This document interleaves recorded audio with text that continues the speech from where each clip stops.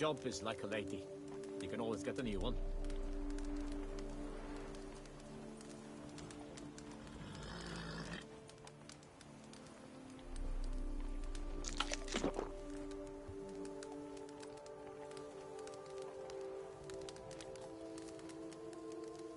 Works hard on the nerves, eh?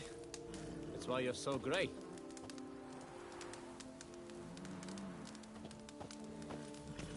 What's new, handsome knight? How's it? What's new, handsome knight? How's it? What's new, handsome knight?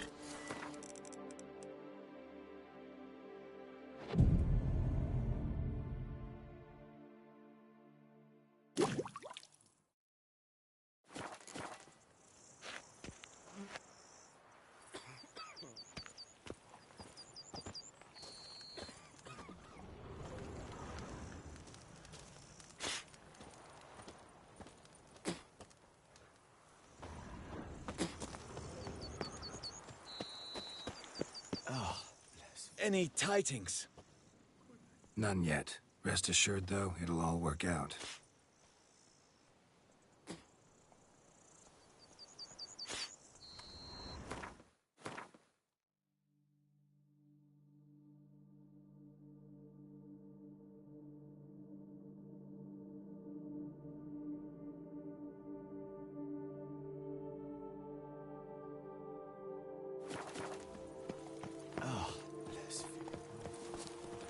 Could I ever use a nap?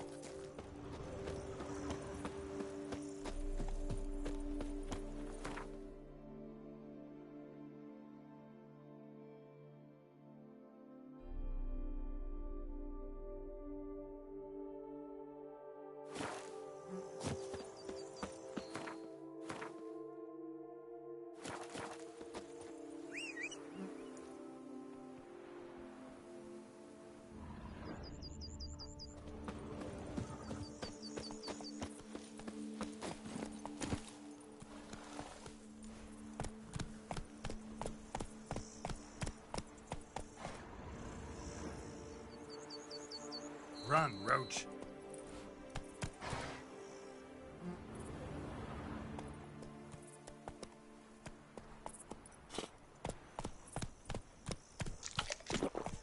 Come on, Roach.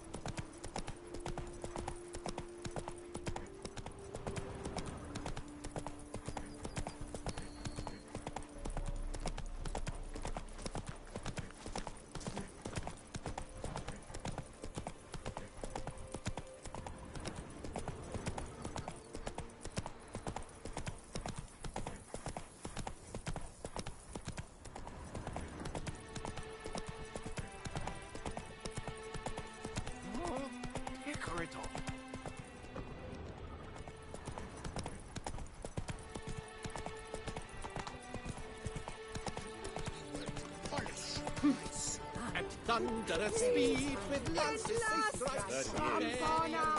We stand lie stripped of all that is movable. Carol, permanent welcome, my good sir. Need a bit of grooming.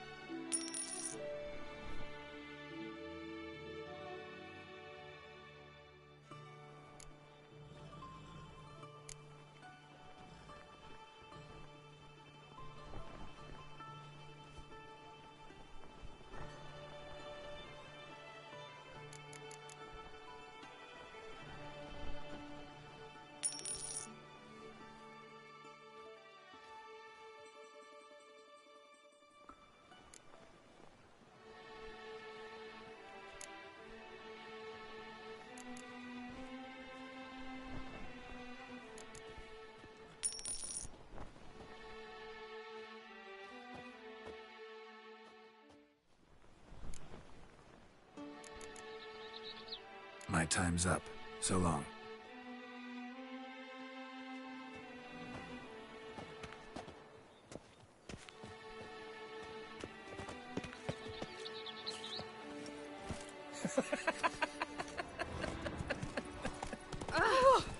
The Duchess summoned him.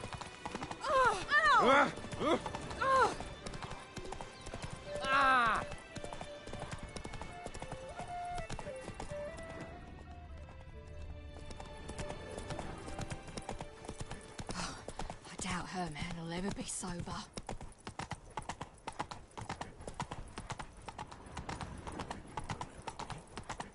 I lent you coin for one. Slithering snake by the leg. That witcher's rather handsome. La la la la. Bishop's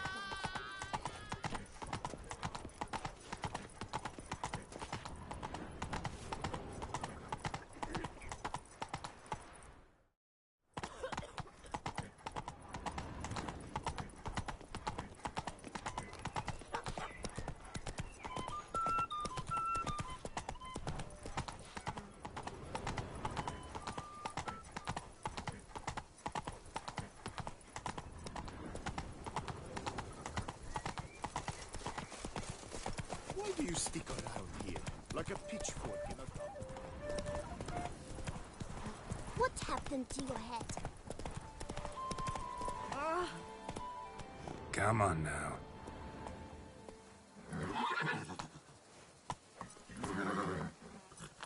Run, Roach.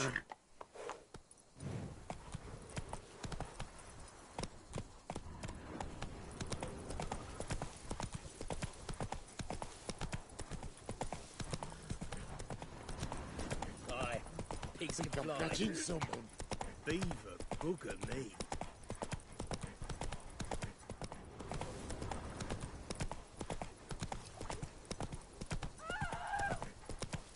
You, hey, with the blades on your back. Help us. Look, monsters all about. Them catty pinkers.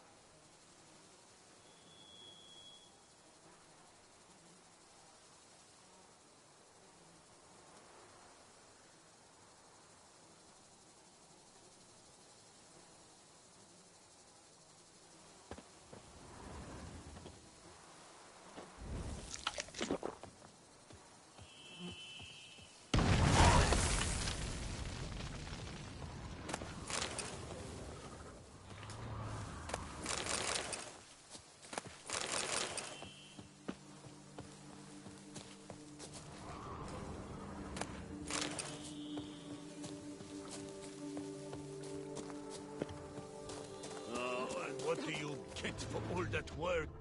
A cook in Quebec once so funny.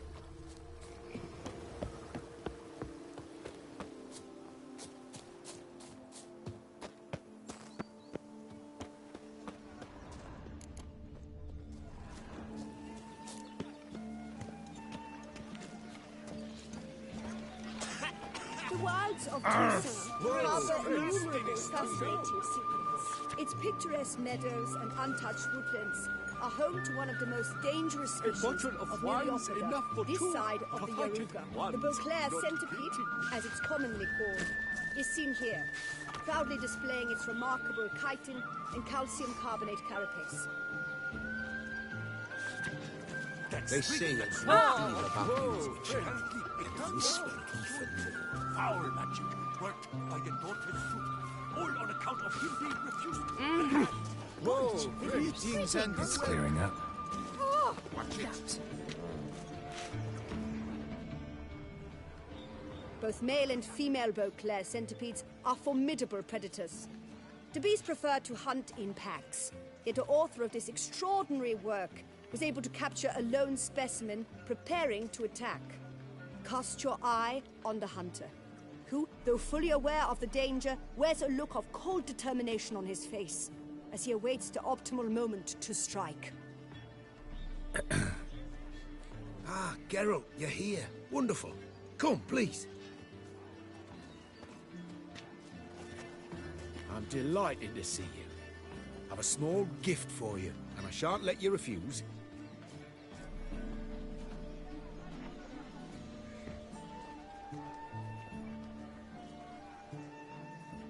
Thanks.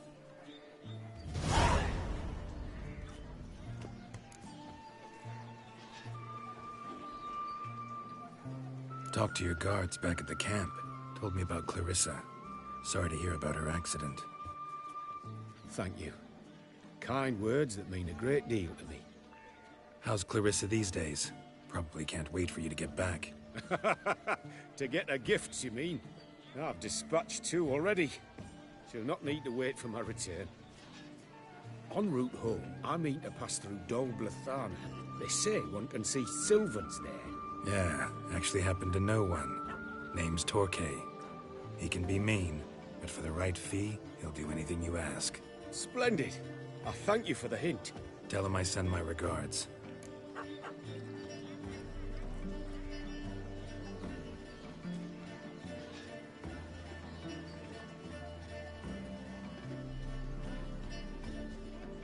Talk. How's Clarissa? En route home. Yeah, actually. Splendid.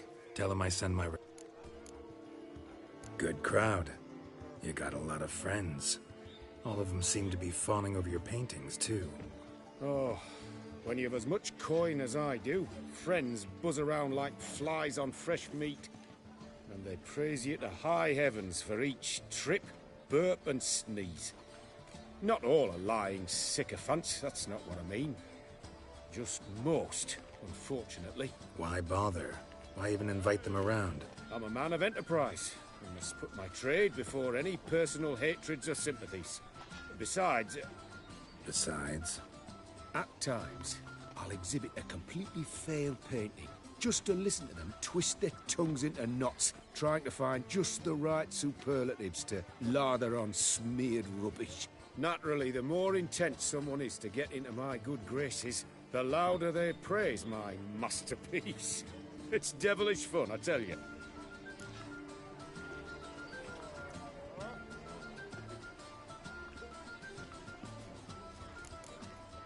Nice meeting you. So long now. I simply wrote the book. Foul magic worked by the daughter's fruit, all on account of him being refused. I shall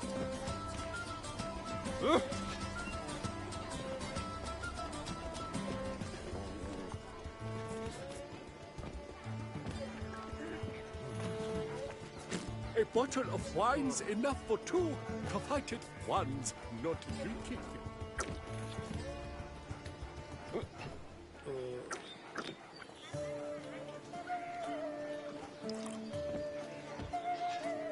Art is not life's bread and butter, but its fruit and wine.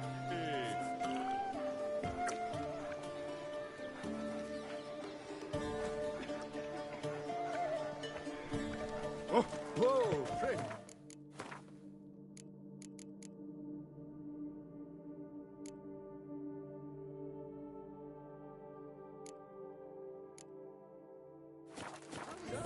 doublets, none of which are suitable to show myself in.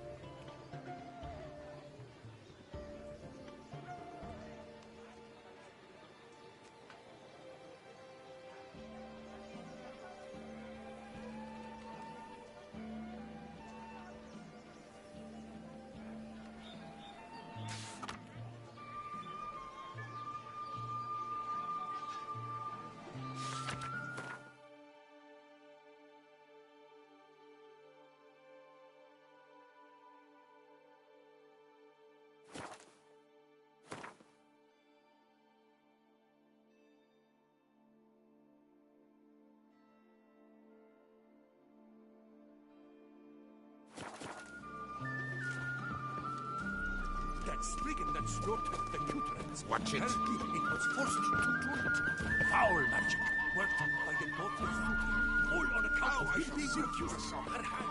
I hate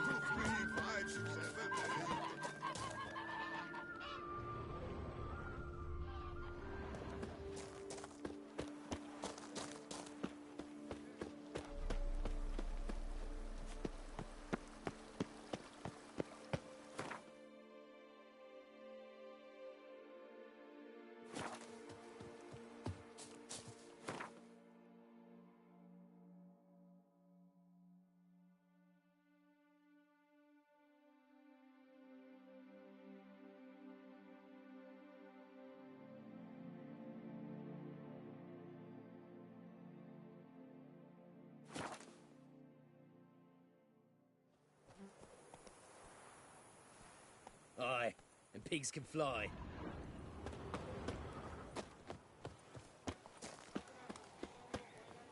They say her grace is called in to tend to the beast. Killer from the north. Fetch this empty dead. Ah, no lads, brave enough. Of course we have, but bravery's not enough against the beast. It wields dark powers. That calls for a witcher. Or a mage. Work doth one nobly, sloth doth one gratify.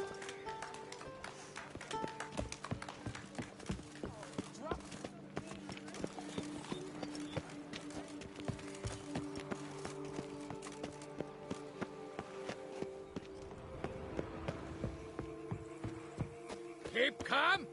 Start no brawls.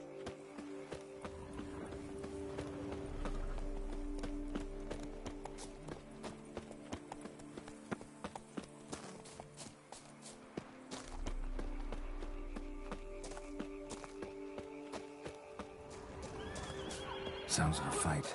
Have to hurry.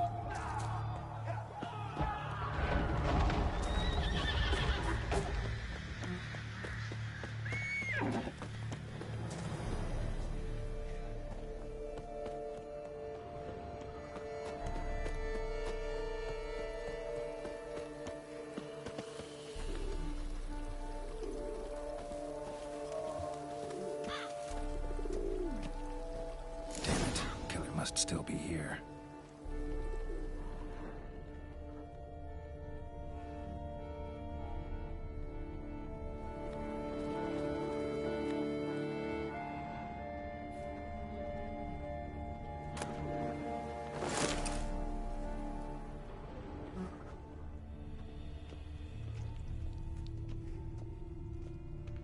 Busted ribs, blood from the ears. Took a solid hit.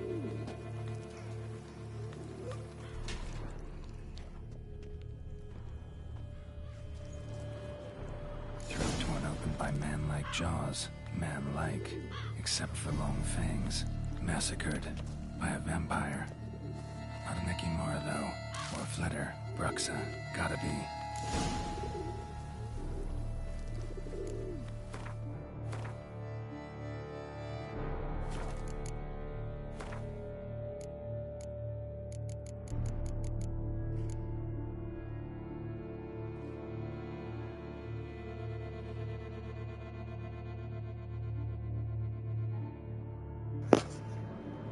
If you must travel through the woods, steer clear of any places where you can hear several different kinds of birds at once.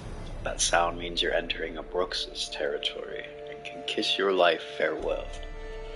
Fortunately for us all, Bruxae are rare creatures. Most live far from population centers, for they care greatly for their own safety and make their lairs in places where they cannot be taken by surprise.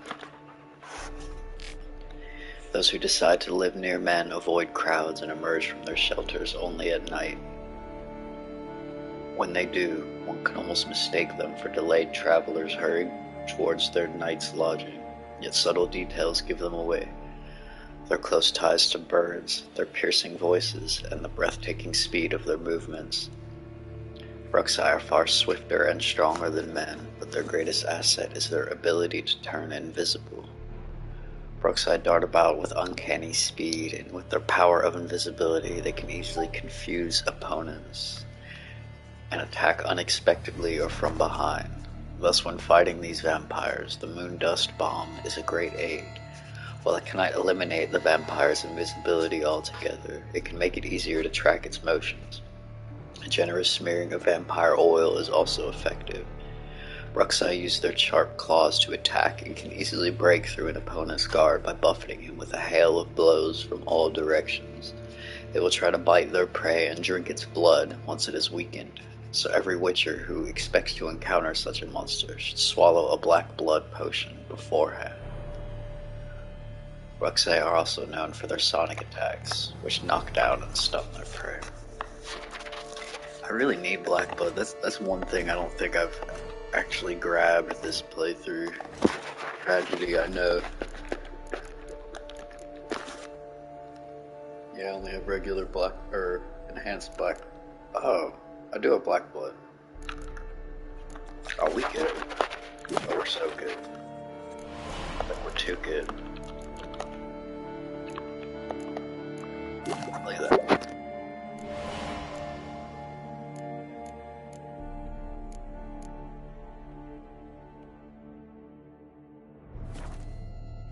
Black blood.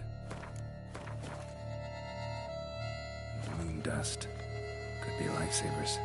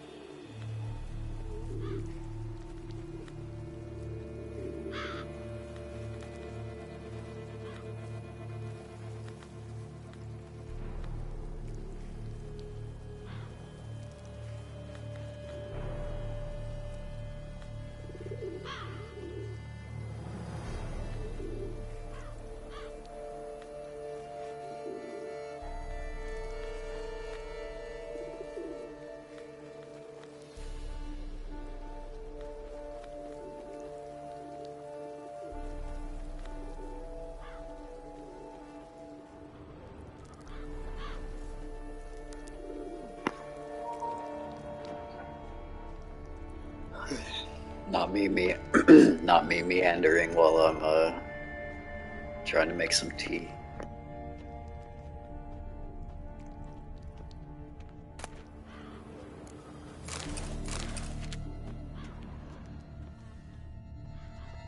Let's just take a little stroll and see what this little villa has to offer.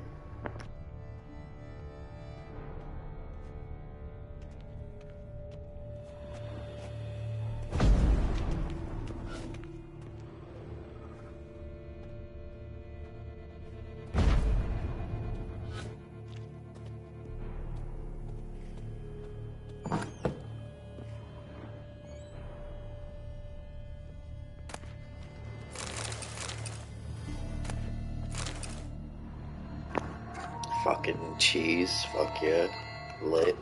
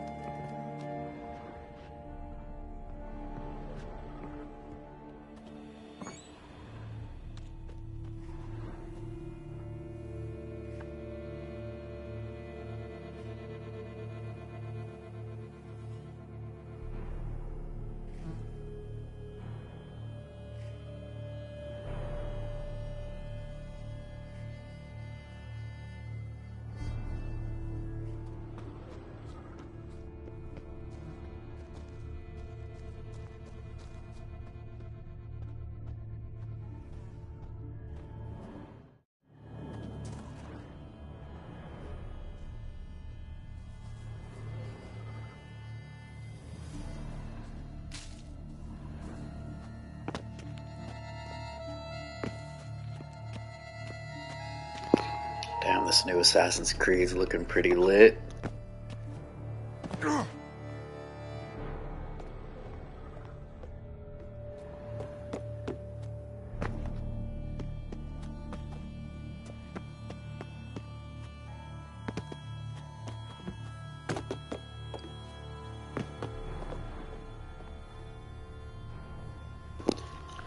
They really need to do something about their tile situation here. But while I ponder that, and the nature of tiles on roofs, let me go check if the water is boiling.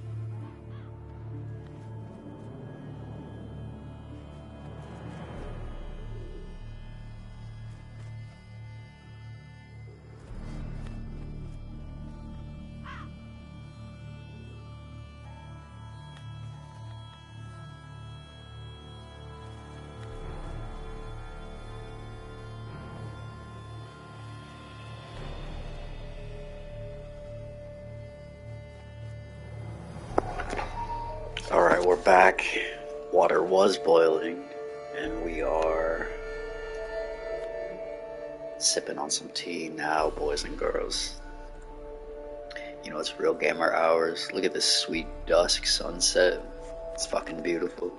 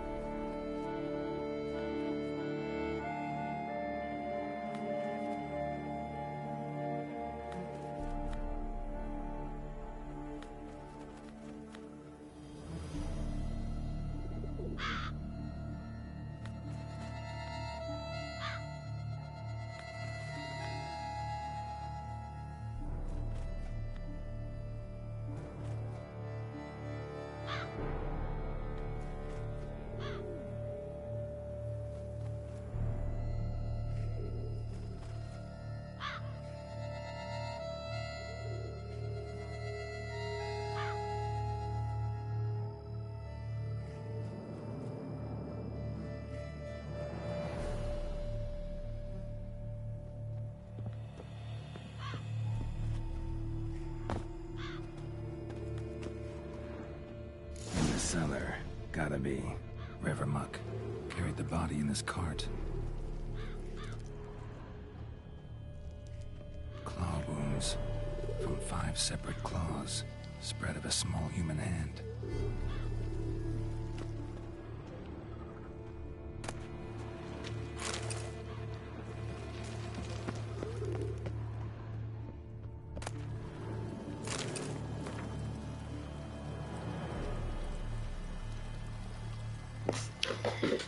Oh shit. We good. The history of Corvo Bianco. Corvo Bianco's origins have been lost to the mists of time. We only have a bare legend about the vineyard being founded by the owner of the Palmoral estate's son, who had been disinherited and exiled with only a Cavanair sapling to his name. The modern history of Corvo Bianco begins with Master Boleus, who settled in the vineyard in his elder years. As a young man, Boleus had headed a division of sappers which fought in the far north. For his service, he was made a noble and awarded a great deal of coin. He took to rebuilding Corvo Bianco with great zeal. He dedicated the most energy to planting a beautiful garden for his wife, thus starting the craze for the use of herbs which went to song of the time. After his wife, Boleus' second love was the olive tree, which is why he planted a great many of them all over Corvo Bianco.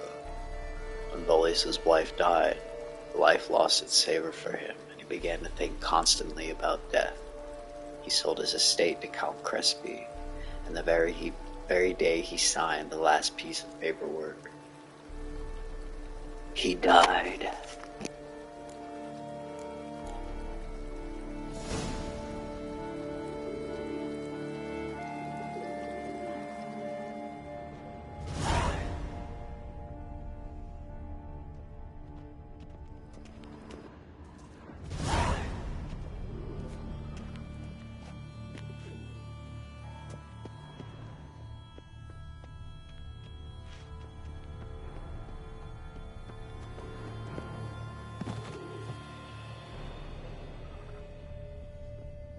Footprints.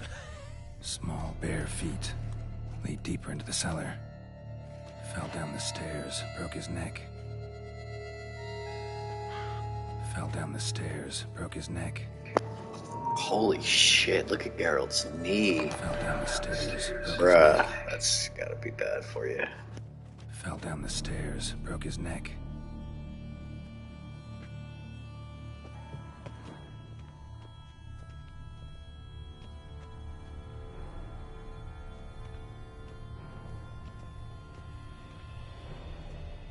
Hurled against the wall with great force.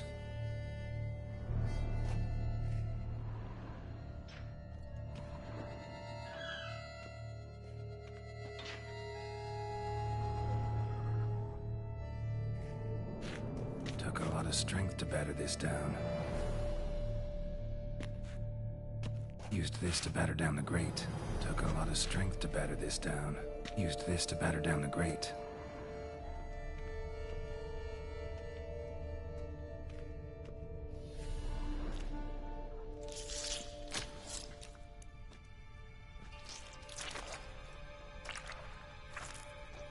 You.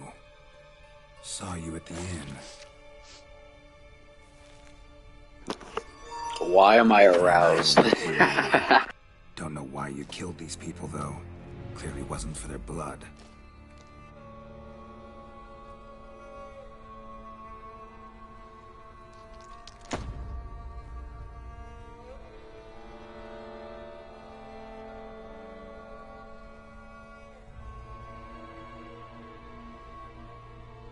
We don't have to fight.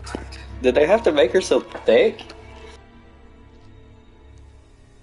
You are wrong.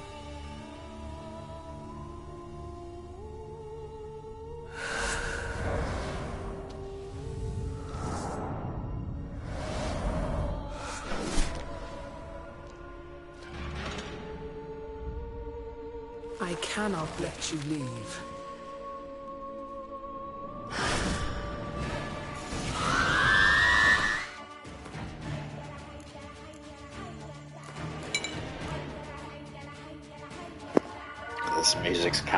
This music's kind of fucking hot though.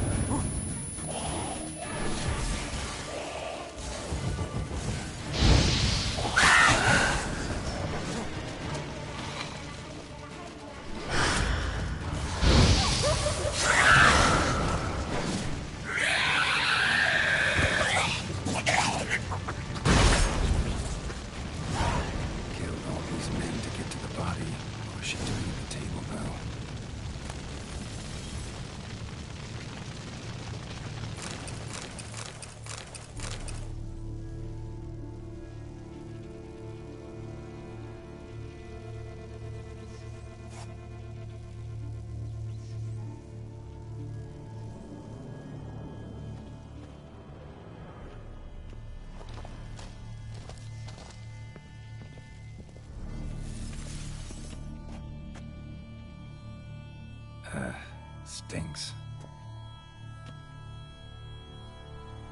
Waterlogged. Both hands amputated. Body was quartered just as I thought.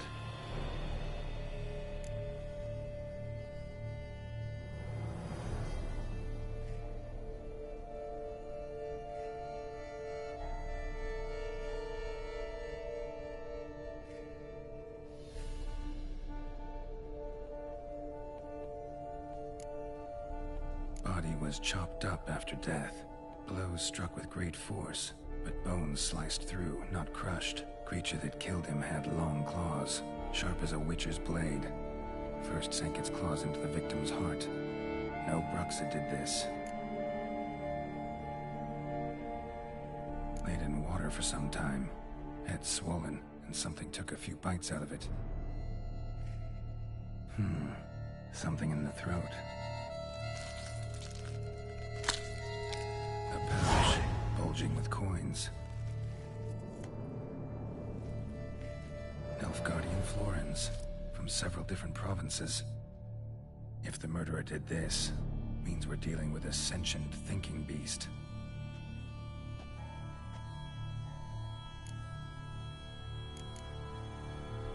Third hand. A spare? Except it's clearly not the victim's. Guardsmen must have not noticed it as they picked everything up. How's this possible? Still warm.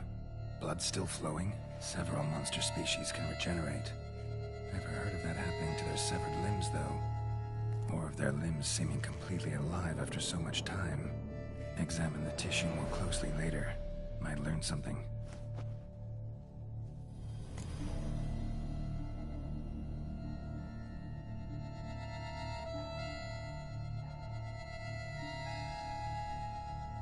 So, murderer was clearly a monster, but not a Bruxa. But then why'd the Bruxa come here for the severed hand? And who does the hand belong to? Why the hell's it still warm? Now, pouch shoved down the victim's throat. What's the significance? And why was he chopped up into pieces? Lots of questions, no answers so far. Need to know about the other victims. I'll ask Palmerin to get me in to see the Duchess.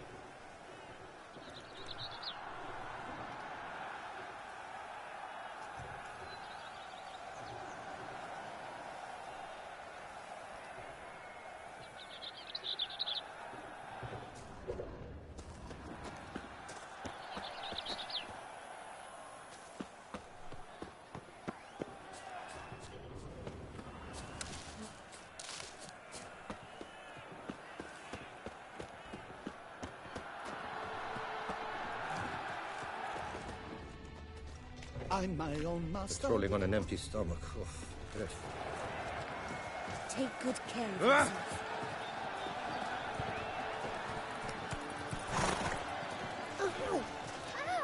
Who do my eyes espy if not Boars? Where have your journeys taken you last? Hail, passing. Never you are. The air here is So bad. Need to speak to the Duchess, urgently. All right, you scamps. Story's done. Go find your parents. But the Palmerin, what about the story of Rittik and the dragon? A tale's for another time. But take a good look at the man who stands before you now. This is Geralt of Rivia, the master witcher who lent his valiant hand to the defeat of the giant Goliath. Master Witcher, is it true virtue always trumps villainy?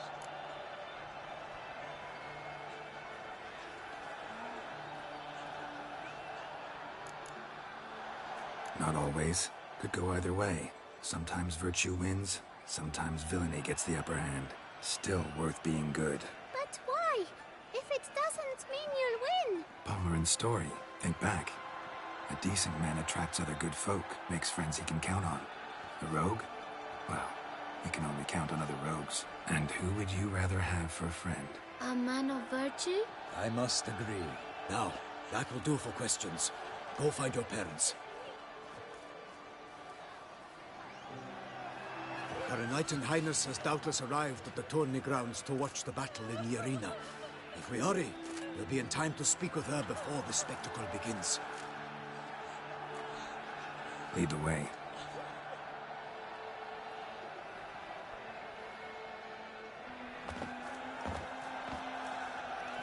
Who's fighting? Nilfgaardian gladiators?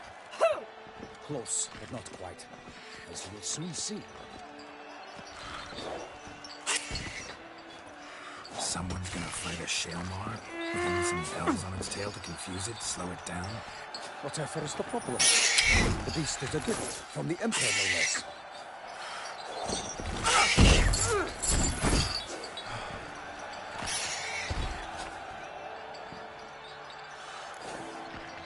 Shouldn't torment the beast. How would you like to be dumped in an arena, blindfolded with a string of bells dangling from your ass? Pity a monster. You, a witcher. I slay monsters who are a threat to humans.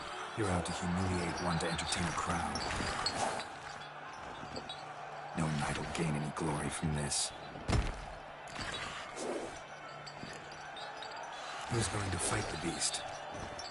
Guillaume, the young man you met. Yeah. Mentioned he'd promised his heart's capture a monster trophy. Great love demands great sacrifices. Let's go.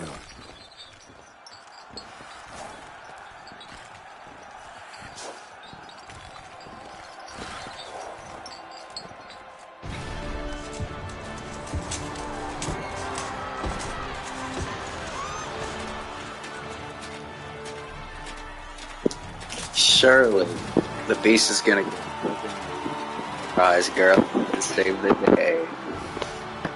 Gotta be. I dedicate my imminent victory to fair Lady Vivian.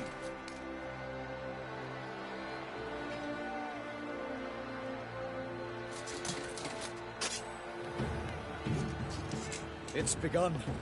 The fight shall have to end first. We must wait.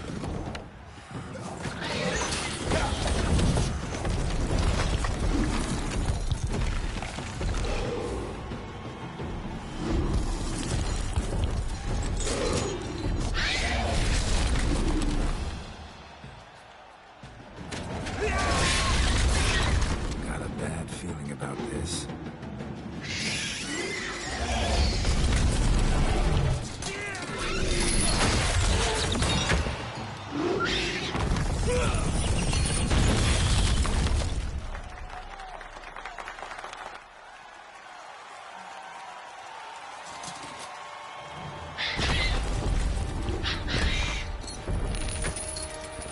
Damn it.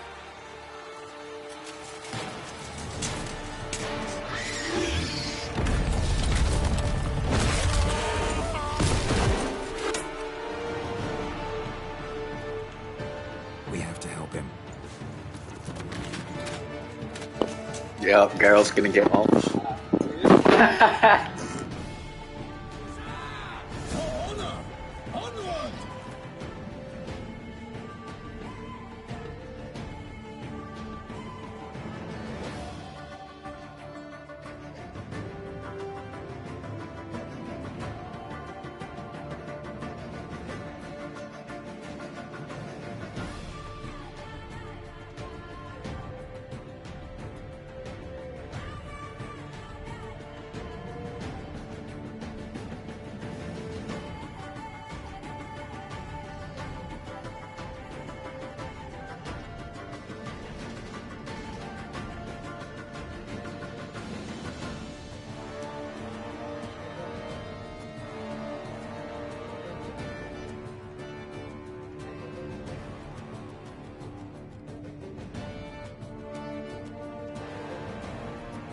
Gotta keep it down.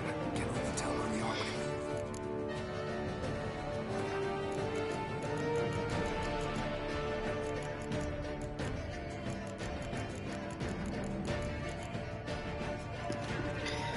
Shalmars, the Earth's innards are home to mighty, strange, and fearsome beasts.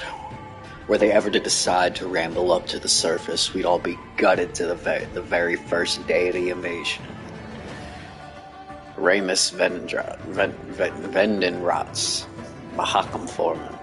Shalmars spend most of their lives deep underground, having no contact with the world up above. At times, however, a Shalmar will dig its way to the surface and devour any men within its reach.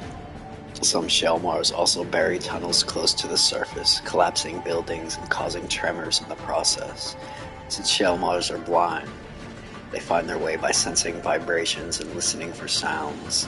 Thus, the best tactic when fighting such a monster is to hurl something heavy or noisy against a nearby boulder or wall, then pray silently that the beast will roll towards the sound and knock itself out upon striking into the obstacle. Okay. Alright.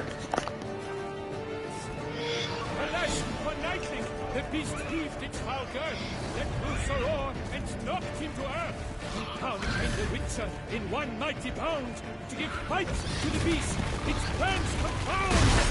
Out did it flame, and thus the Witcher's life was snuffed. All our hopes, alas, had turned to dust. Bring up the ocean and set fire to the wood, for nothing in this struggle can come to any good.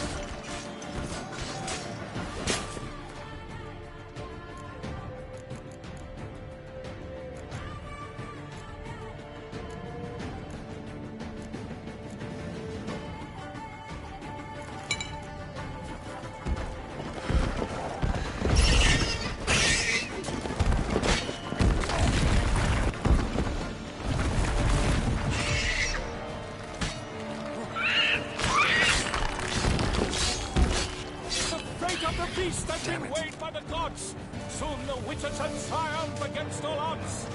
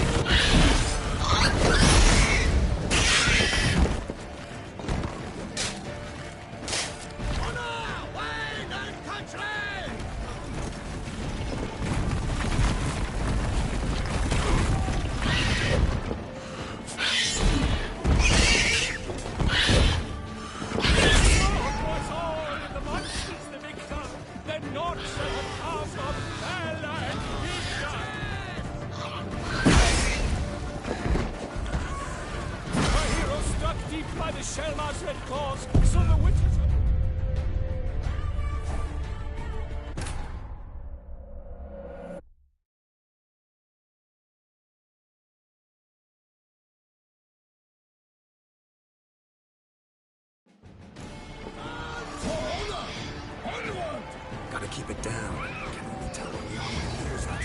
Alas, for nightling, the beast heaved its foul girth, let loose a roar, and knocked him to earth. Down came the Witcher in one mighty bound, to give fight to the beast, its plans confound. Out did it flame, and thus...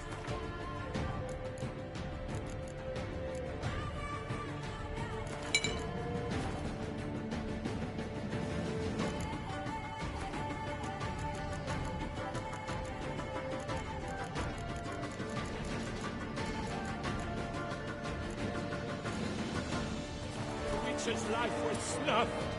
All our hopes, alas, had turned to dust.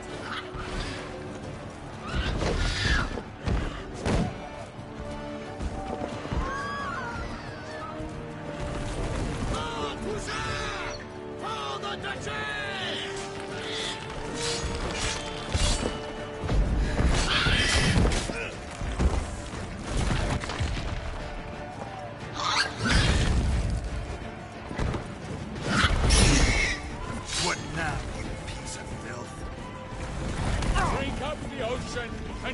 fire to the wood.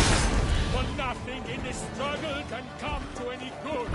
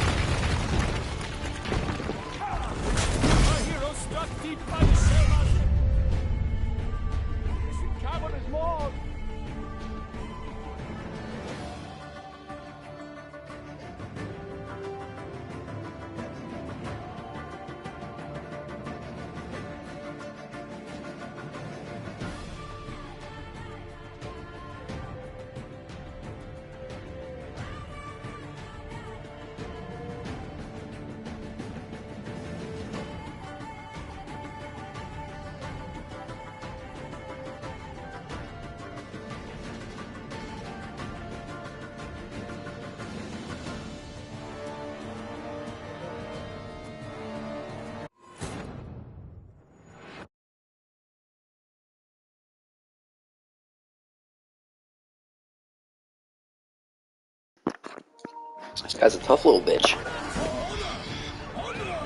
Gotta keep it down. Tell where we are when it hears us. Alas, for Nightling, the beast heaved its foul girth, let loose a roar, and knocked him to earth. Then down came the Witcher in one mighty bound. It bites to the beast, its fangs confound.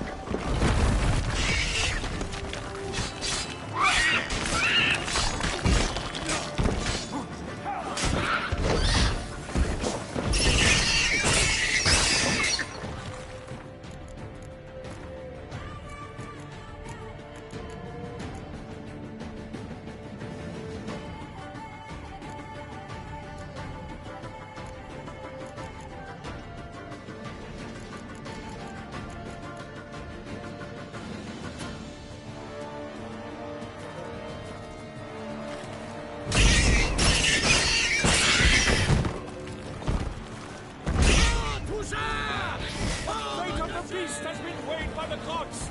Soon the Witcher shall triumph against all odds. Out, brief flame.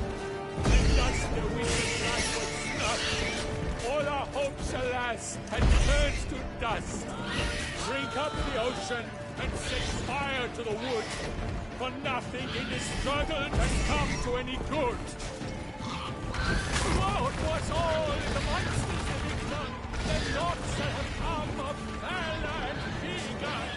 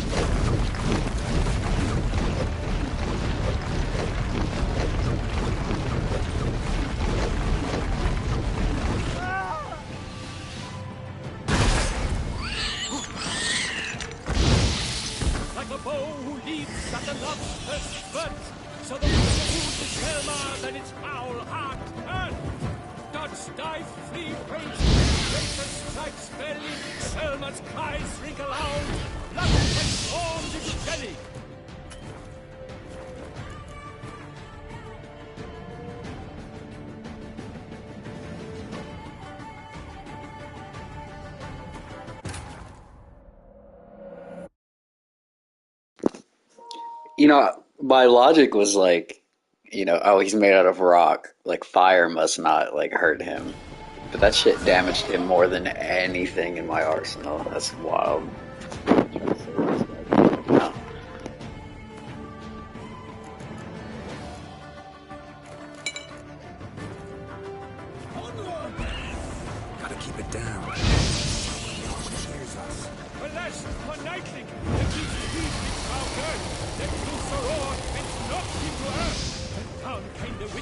in one mighty bound to give fight.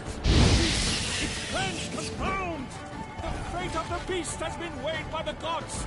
Soon the Witcher shall triumph against all odds.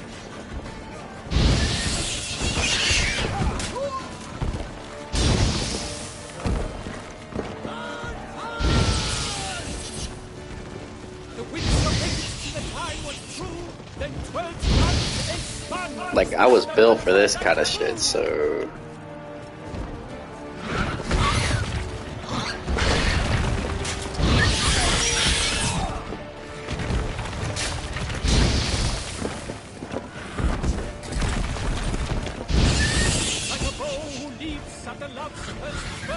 So the Witcher would Selma and his foul heart and God's dive free faint, his razor strikes belly, Selma's cries ring aloud, blood transformed into jelly.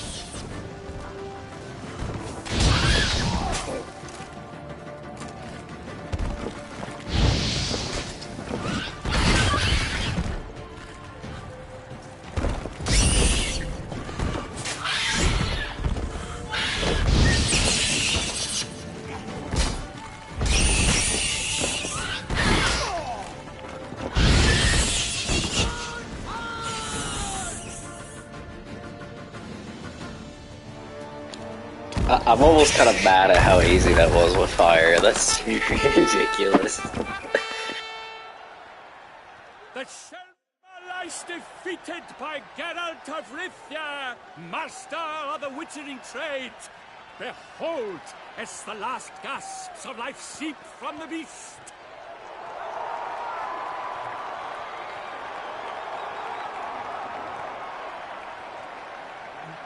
Master Geralt, do what you must. Finish the deed!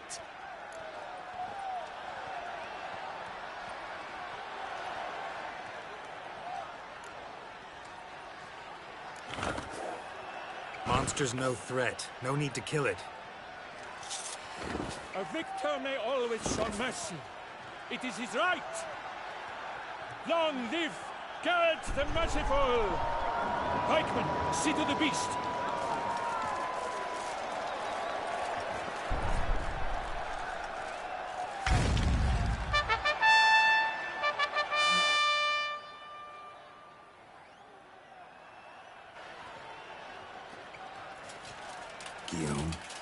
The lad came damned close to dying. I'm fine. Not hurt at all. Vivian? Smile as befits a hero and keep silent. Speech clearly paints you. She approaches.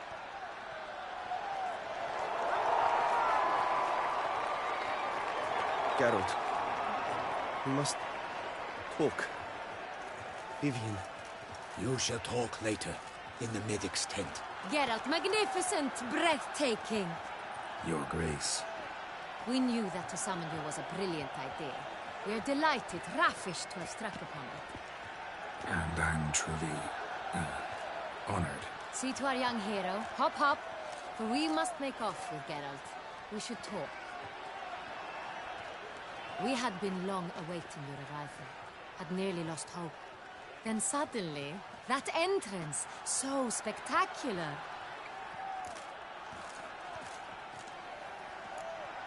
Your Grace. Shaelmars are dangerous creatures, even to knights in full-plate armor. Nonsense. In Toussaint, knights have battled beasts for mere glory since time immemorial. True. Guillaume suffered a few bumps, scars, and bruises, but in return gained eternal glory as he who slew the monster. What about the crowd? Say the Shaelmar had vaulted into the stands. Would have been a massacre. Geralt, though we value your fortuitous intervention in the arena, we would remind you your services have been retained, and as shall soon become clear, you will be generously compensated for completing another task altogether.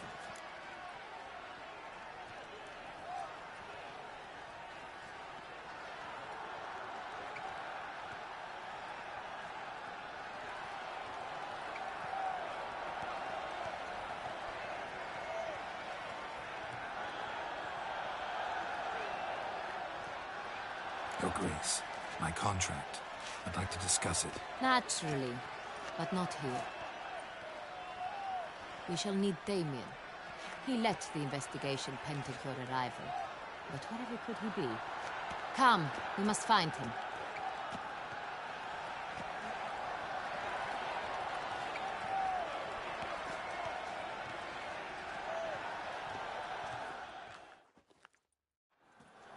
I vow upon the crane.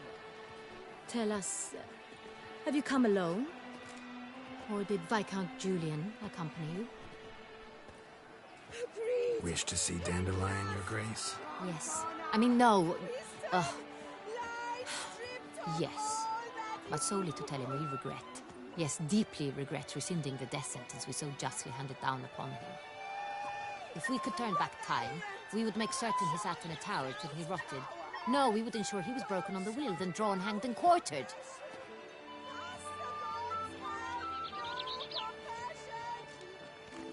Ah, the very man we would entrust with these tasks.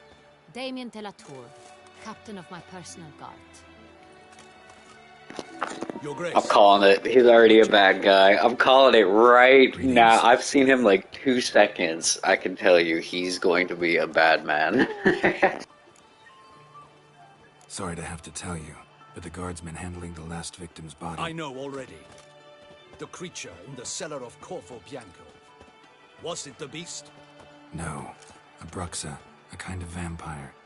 Not the beast, but tied to it in some way. You know this how? Through careful analysis of the evidence, both on the riverbank and at Corvo Bianco. Do you mean to insinuate the investigation thus far has been sloppy? Geralt insinuates nothing of the sort. We must listen to him attentively.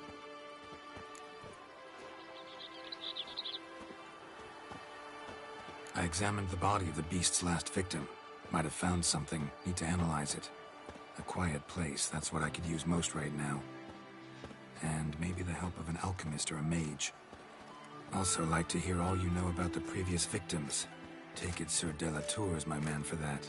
Firstly, call me Damien, please. Secondly, you should know I spoke against summoning you here. I've heard much about you. You bring trouble, or thus far have, always. And we've enough trouble as it is.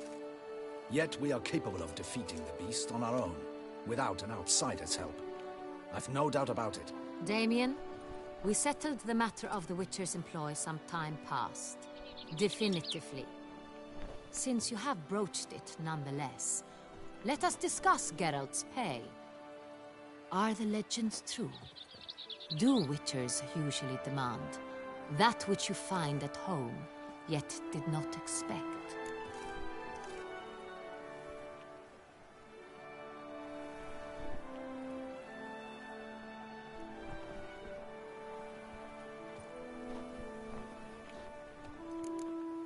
Not quite, Your Grace. Law of surprise, it's something we invoke at times, but rarely. Usually we just take gold. Disappointing. This law sounds rather romantic. On the other hand, on returning to the palace, we would likely find impatient petitioners or a set of sample fabrics for a new dress. Poor rewards both. I fear you'd not have much use for any of the surprises we are likely to come upon. Thus, we've decided you shall receive the deed to a vineyard, Corvo Bianco, and the sum of coin. You will doubtless consider this adequate. Title to the vineyard shall be given to you at once. Surely you'll need lodgings while you hunt. The coin, however, will be yours only once you have slain the beast. Lovely, generous gesture, Your Grace. But Corvo Bianco, isn't it the Duchy's temporary morgue? Is it now? The Chancellery's bundled things again, we fear. Not to be left unsupervised for one instant. Yet, in its mood, a morgue should present minimal problems to a Witcher. What's more, nothing enhances a wine's reputation better than a grim legend. Thank you, Your Grace. I accept the contract, of course. But as I said before, I'll need some information. How'd it start? Who was the first victim? Crespia was the first to die.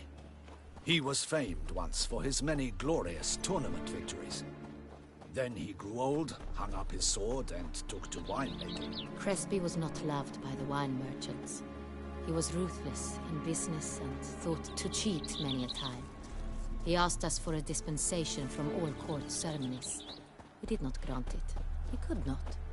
Once you've taken the oath of a knight, you remain a knight till death. How'd he die? Where'd they find the body? Quite unusual, the circumstance. He was at a feast when suddenly one of his fellow feastgoers noticed he was missing. The town watch found him an hour later. On his hands and knees, propped against the town pillory, his sword hanging from his neck. He had died of wounds inflicted with claws, not a weapon. Blows of great force. So he died suddenly, but the body was on its knees, meaning someone posed it. So it seems.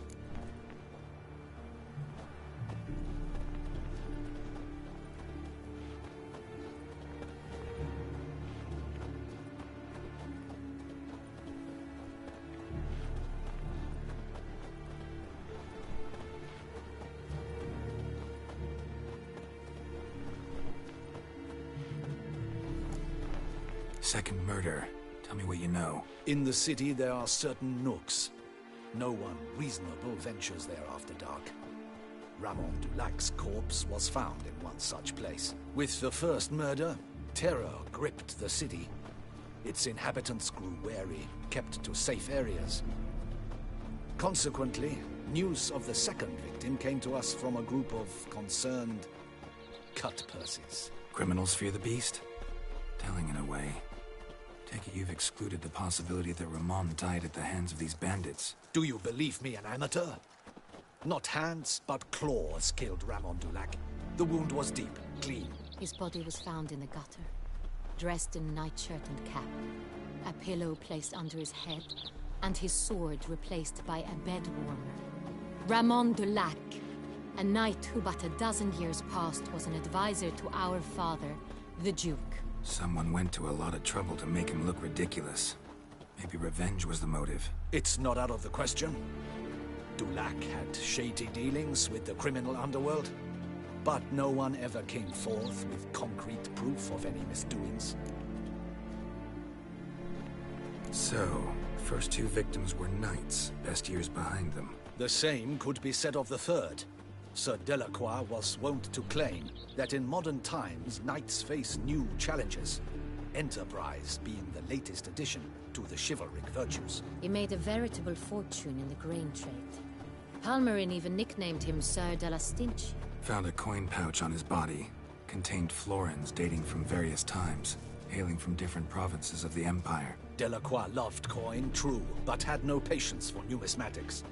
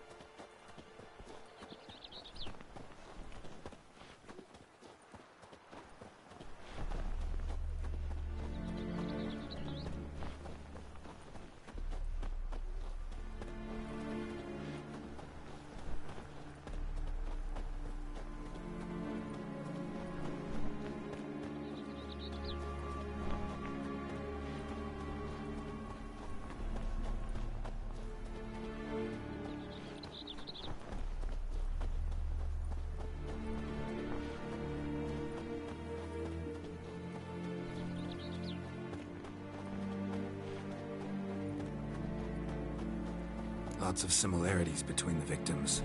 All the bodies were found in strange places under extraordinary circumstances. Seems the murderer, whoever or whatever it is, has some meaning to convey. These were honorable men. We are horrified by the disdain, the disrespect with which they were treated. These were knights of Toussaint. Blast it. Might be the point. From what you say, none was a model of virtue. Ever considered that's what the beast's trying to draw attention to? All the murdered men were knights who swore fealty to the 5 chivalric virtues. And even if Knights of Toussaint swear fealty to what virtues exactly? honor, wisdom, generosity, valor, and compassion.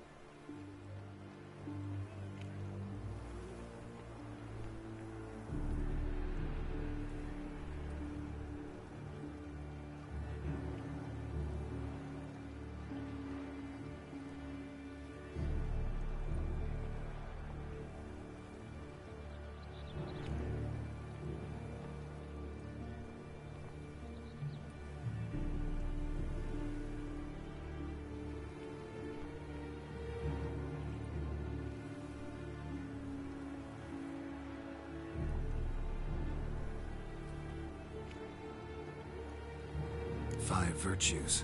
Why are they so important to your knights? Strange question. Your Grace, forgive me. I'm a foreigner trying to understand another land's customs. You are forgiven. According to legend, the virtues we cultivate were bestowed upon us by the Lady of the Lake. How we truly came to espouse them, none remember. In Toussaint, we believe men of low birth should be simple-hearted and obedient. We expect much more, however, of our knights. They are to be soldiers and courtiers, lords and servants. Thus, the need for clear moral guidelines. At the time of his dubbing, a knight vows to demonstrate throughout his life honor, wisdom, generosity, valor, and compassion.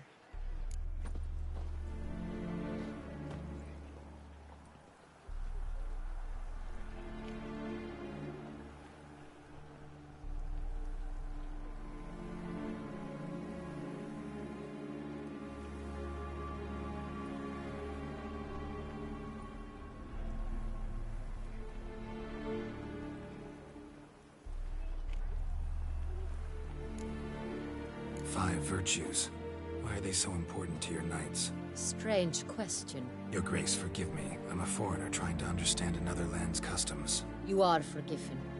According to legend, the virtues we cultivate were bestowed upon us by the Lady of the Lake. How we truly came to espouse them, none remember. In Toussaint, we believe men of low birth should be simple-hearted and obedient. We expect much more, however, of our knights. They are to be soldiers and courtiers, lords and servants. Thus, the need for clear moral guidelines. At the time of his dubbing, a knight vows to demonstrate throughout his life honor, wisdom, generosity, valor, and compassion.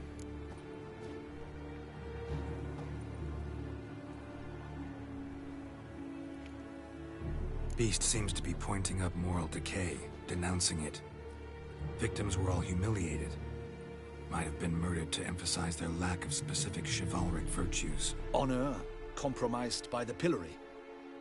wisdom by ridicule, generosity by a coin pouch shoved down a throat. It seems to fit true, though not perfectly. Can't discount the theory if it's on the lips of everyone in town. Say our reasoning's right. Next murder will be just as showy and denounce the victim's lack of the fourth virtue, valor. We can also assume that victim will be an elder knight. Let's think. At the moment, all the knights are either at the tourney grounds or in the palace gardens. Our annual hare hunt shall begin there shortly. Have you heard of the custom? Milton mentioned something. Seemed excited to prance around in a bunny costume. Not sure why. Hang on. Strange circumstances. A knight advanced in years. The famed cowardice of rabbits. Could it be that simple? Is Milton de Peyrac Peyren the next victim? Milton also knew Delacroix. Told me so down by the river. Damien! To me, something so obvious. De Peyrac Peyren, Crespi, Delacroix, and Delac formed a knightly team. It was years ago, but...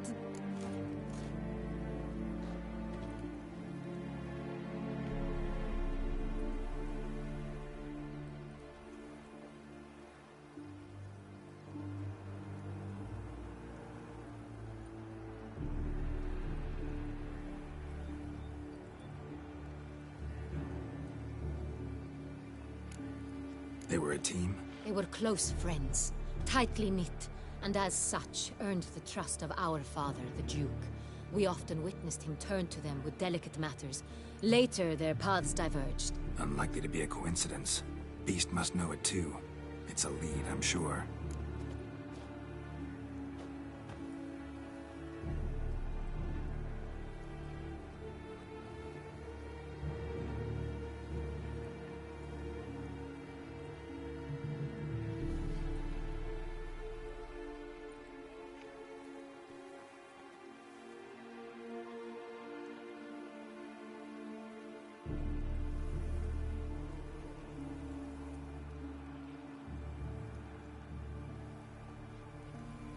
Your Grace, we need to find Milton, immediately. Rather problematic.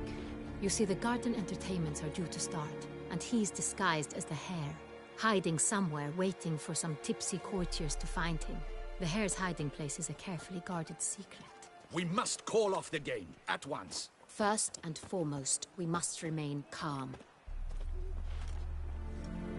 Damien, order the garden searched immediately, but discreetly. By no means can we disrupt the festivities. Panic will only incite the beast to strike sooner. And you, Witcher, follow me. My gardens, my night, I shall take the fall.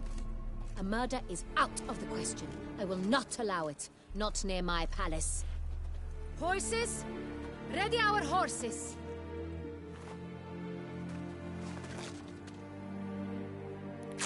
Your Grace! Yo.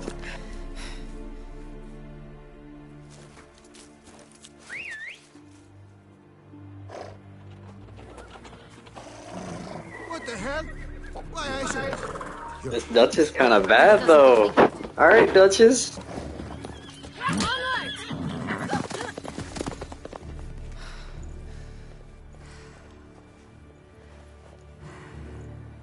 Hey! That is silk! Be careful!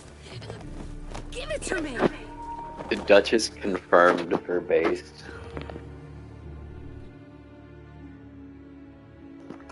See that was based.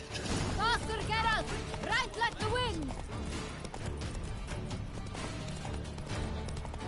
Your Grace seems right at home in the saddle.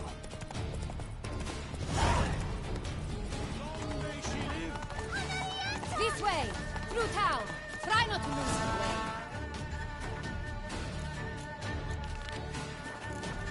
This is Beauclair. Sharp right! Take care! Good! Go, go.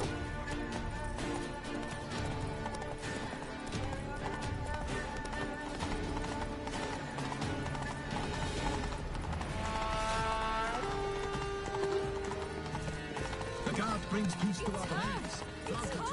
Clear the path! Clear the way, I said! Witcher? Is this part of the game?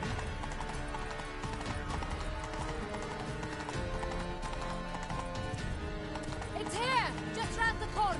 Hurry! We must go to where the game is being held. The participants must find a unicorn's horn, a golden fish, and a phoenix egg. With these in hand, they can deduce where the hare, Milton, hides. Mean we need to find those things too? We've no other option. But time is of the essence, so we shall have to break the rules.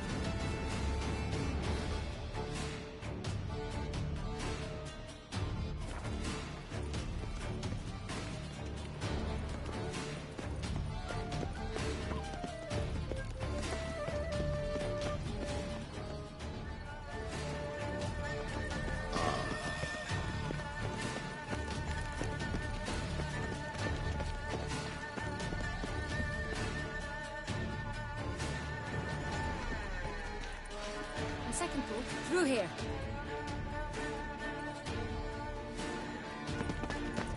I shall show you where the hunt plays out. Then we will split up. You will get hold of the unicorn horn and the golden fish. While I nab the phoenix egg. That will be quickest.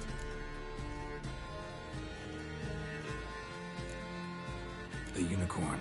How do I catch it? It's terribly skittish, true, but I'm sure you will find a way to earn its trust. It turns round, over there, look. Golden fish. Do I need a rod or a net? Please, Geralt. It's not a real fish. Look there, towards the water. See the lights? The hunters are trying to hook the fish from boats. You must simply dive in and find it. The golden fish and the horn both contain things or clues that will help us find Milton. Once you have fish and horn, find me among the other Phoenix Egg hunters.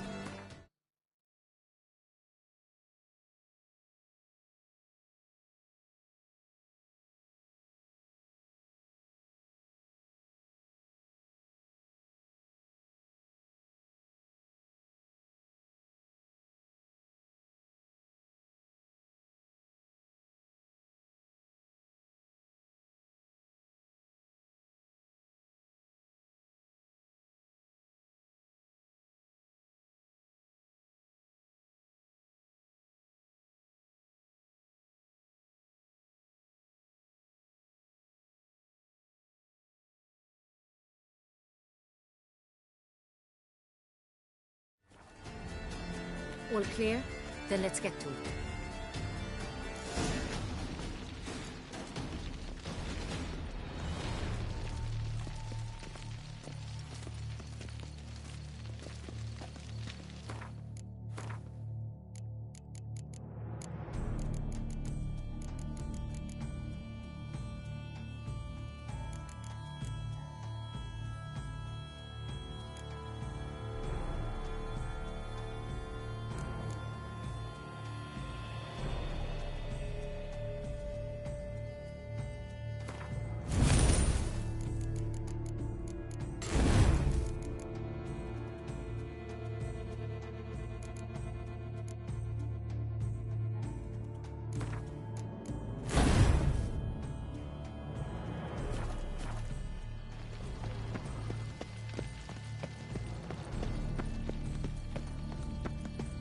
What is they call you?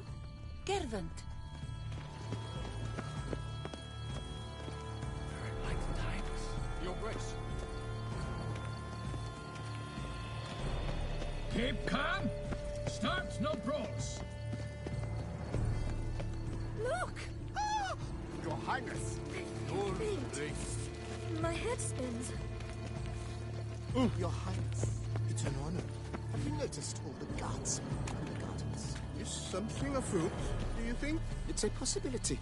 We must How keep a long keen bear eye. the scars of that I'm witch's quite curious visit. who will win the hunt this year. Unicorns are thought to like music. But this is no true unicorn. Perhaps an apple will work.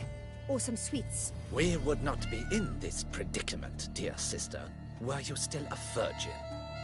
Do you really wish to have this conversation again? Here and now? Hush, or you'll spook the beast. We shall try the sweets. Hey, folks. Gonna have to ruin your fun. Sorry. Who's that?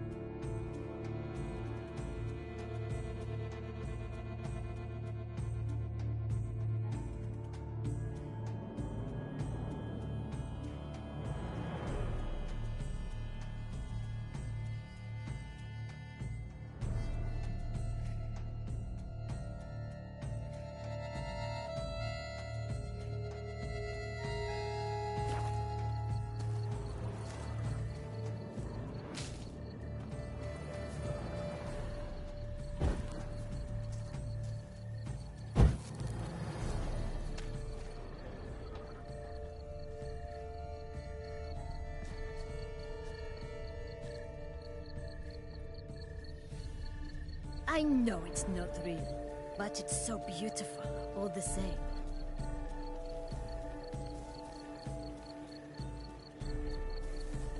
Roach won't eat bread either, except if it's stale. Roach likes carrots. Maybe Unicorn will too. This is an outrage! An outrage, I tell you! It's against the rules.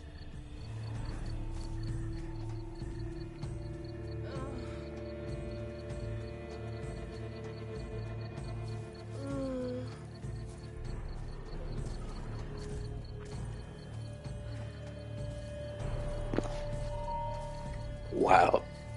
Does Geralt really have to move this slow?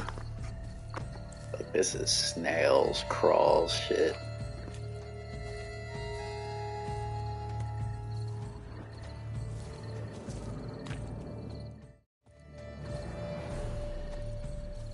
What would you say to a delicious, crunchy carrot?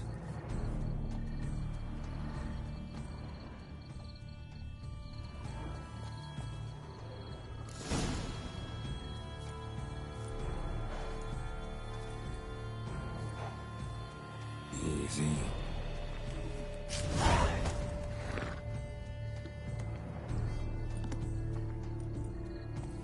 Gardens are huge. Be better off on horseback.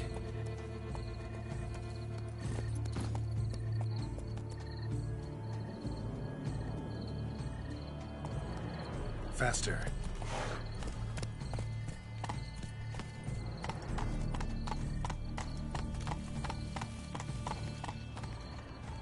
Keep calm.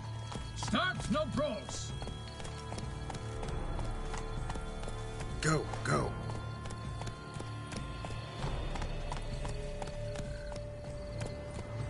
Wish Come on.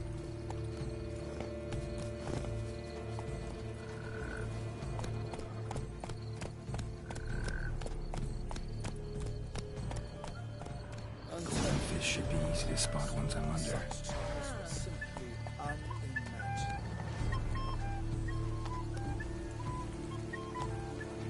Faster.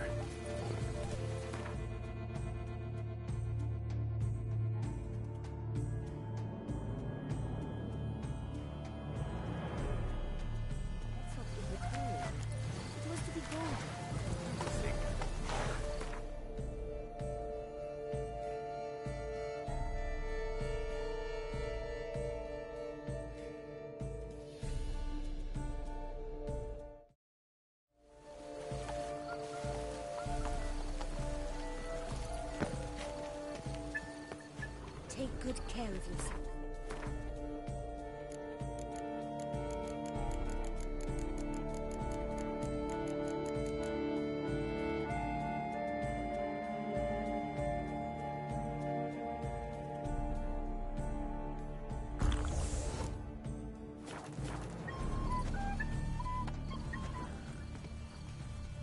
What's new, Silverlocks? Looking for diversion? Oh, my. You look thirsty. Oh, thirsty indeed. Good day. What the blazes? Did someone just dive in the water? Perhaps that's the way to do it. Sure, if you're a peasant.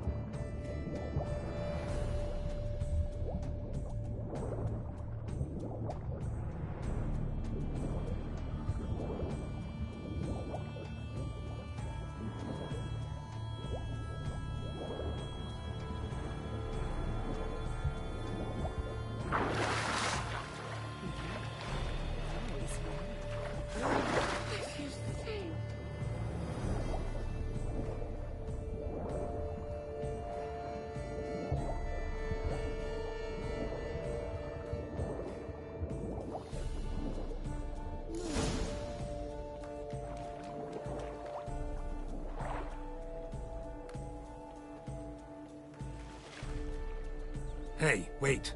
Stop. It's important.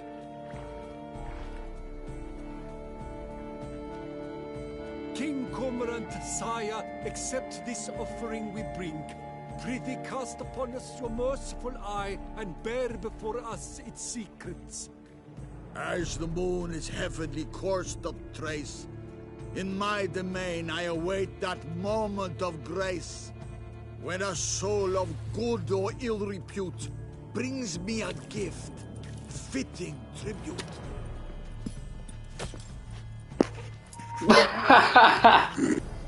A key. Why, you bomb-botched wretch! He's ruined the game! Disgraceful.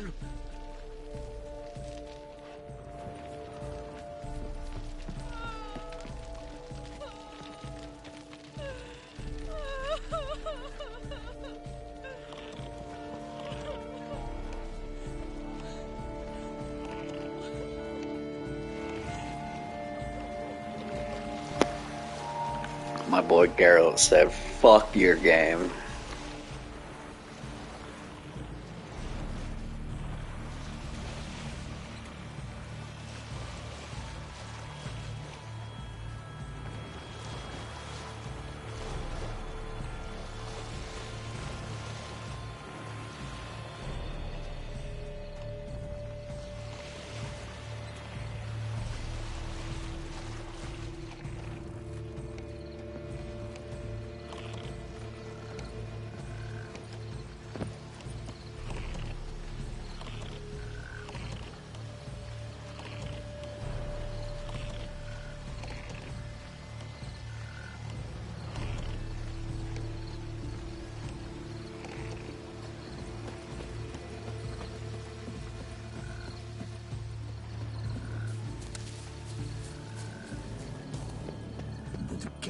champion.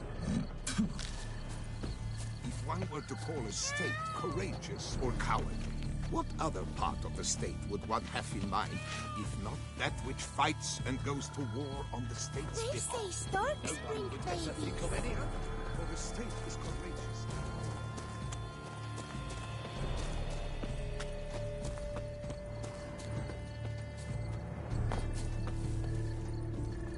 All work and no play, right, Witcher? Viva la fête! But your grace, No buts. I wish only... If you please, Your Grace. We do not please. We act out of the highest necessity. All shall be explained later.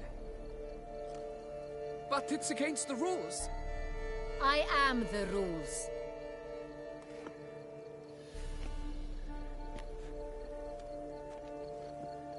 Geralt! At last. Got a key and a clue. And I've another. Show me yours. Who wrote this drivel? I begin like a groan, hollowed out with ease, then end like a mouse, with a head of hard cheese.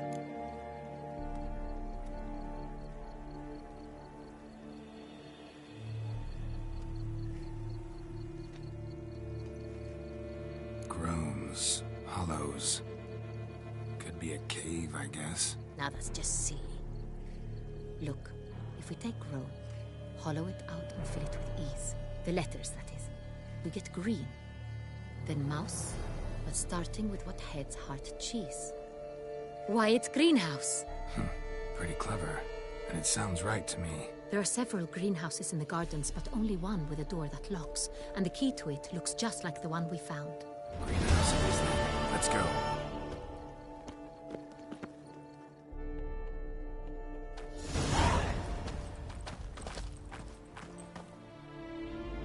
Wait here.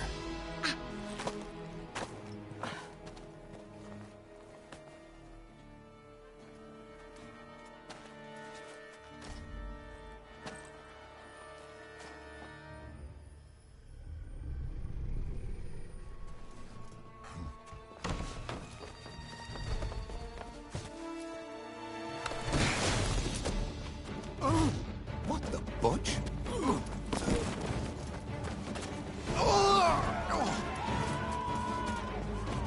What was that?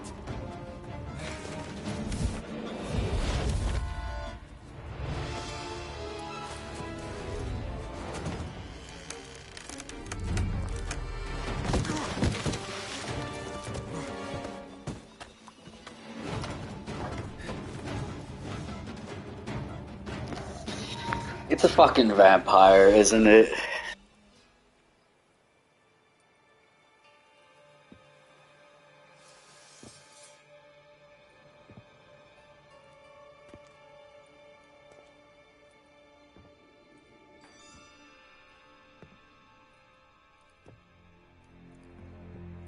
I'm here.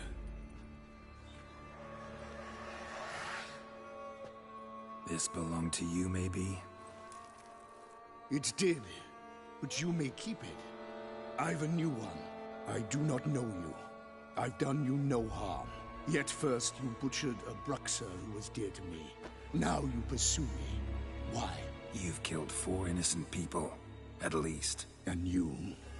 How many innocents have you cut down? Not here to talk about me. Yet that is exactly what we are doing. So, did they send you after me? Who are they? What do you mean, they? Duchess hired me. You've been murdering her subjects.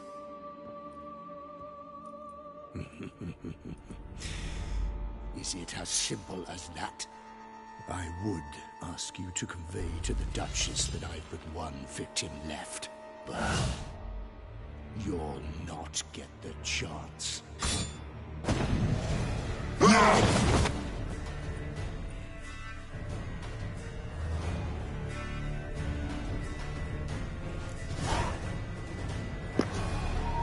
Right, as with any vampire, it is essential to...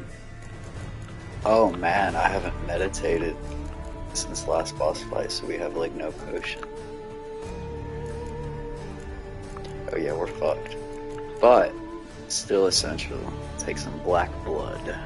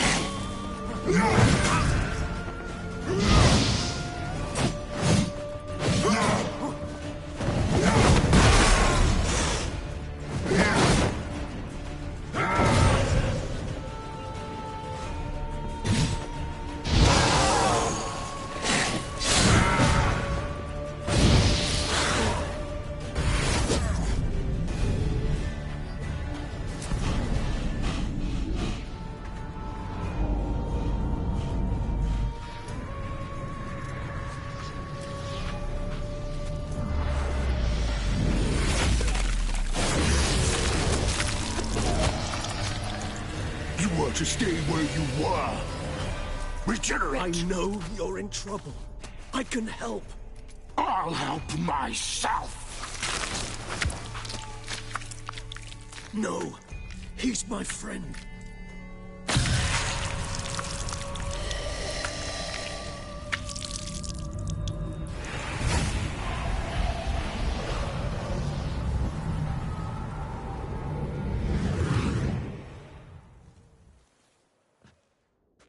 Yes, Geralt, it's me. Regis? You alright? All is well. All's in order. Wounds such as these heal on vampires in moments. But we've not seen one another in ages, my friend. At least in human terms, that is. How's this even possible? Last I saw you... I was a bubbling, shapeless smear, having been rather spectacularly melted into a column of a certain castle. In somewhat better shape now, as you can see. Hardly peak form, mind you, but were I human, folk would think me a demigod, I dare say. I'm sorry. What happened, it was my fault. Never got a chance to apologize. No need, Geralt. Bygones. I did not have to join you on that expedition. No one twisted my arm. Miraculous regeneration. How do you manage it? I had help. From the one you hunt. Him? How? And what have you been doing all these years? Not the time nor place for such stories. I suspect we'll get a chance to speak at ease and at length later. Now, however, we must deal with the reason that brought us both here.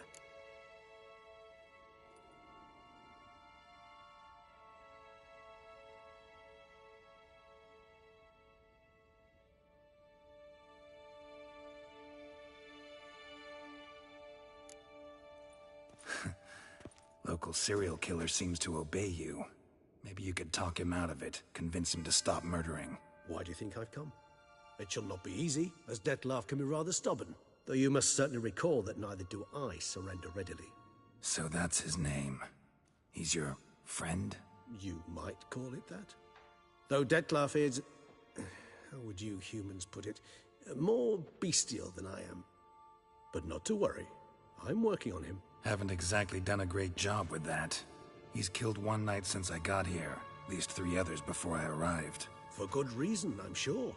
Understand, Dettlaff is not some decadent shit who kills for sport, or to assuage a dryness of throat or a dullness of mood.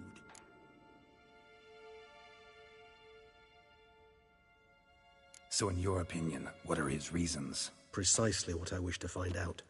And then I will convince him of the error of his ways. Got a lot of faith in the guy. Despite appearances to the contrary, you two are quite alike. You've both noble hearts, yet you both are wont to perform ignoble deeds. When circumstances force you to, of course. Remember the year 964? That was 3 centuries ago. Blind fear gripped Rivia, Lyria, and Spala. Women and children were dying. Their mutilated, dismembered corpses littered the fields. Brute of Lyria. Read about it. Chewed up almost 200, then fell to a common poacher supposedly armed with a dagger blessed by some prophet. It fell to Dettlaff, who then found a poacher asleep in the brush near his snares and dropped the fiend's corpse at his feet. And thus, a legend was born.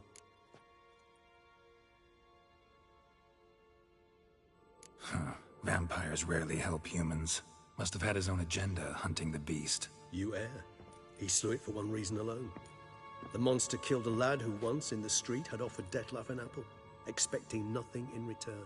Terribly noble of him. You do not have a monopoly on altruism, my friend. Vilgefortz melted my body.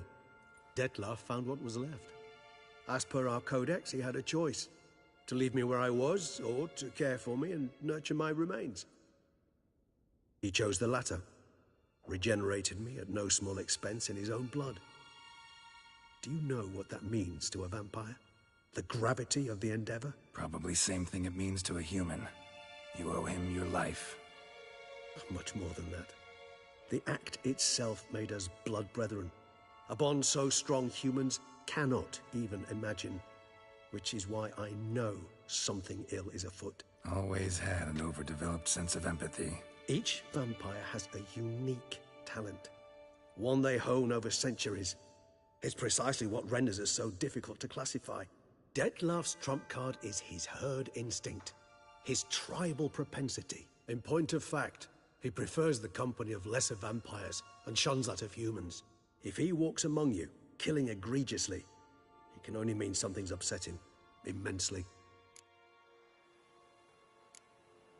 Anything specific? Some set of things that'd be likely to set him off? How should I say this? Dettlaff doesn't understand men, their world, its rules, its conventions. He's naive in a sense. He doesn't comprehend your games, knows not what it means to lie, deceive. Suggesting he's maladjusted, and venting his rage. I'm suggesting maladjustment can at times breed conflict. But is it the case this time? I cannot say, but intend to find out. Gotta find him, before something upsets him even more, and all Beauclair is awash with blood. Well, we share a cause then, just like the old days. Not entirely. I mean, when I find him, you know. I know you've a contract on his head. Yet your true task is to stop the beast killing, not necessarily to kill the beast, am I right? All in all, sure. Let us find him. By the time we do, I hope I'll have convinced you Dettlaff is no monster. Fine, all right already. But for now, evidence is stacking up against him. Hear that? The posse. Knights must have tracked me here. I prefer they not find me here. I've makeshift quarters at Mère Lachaise Long Cemetery. We'll meet there. See you.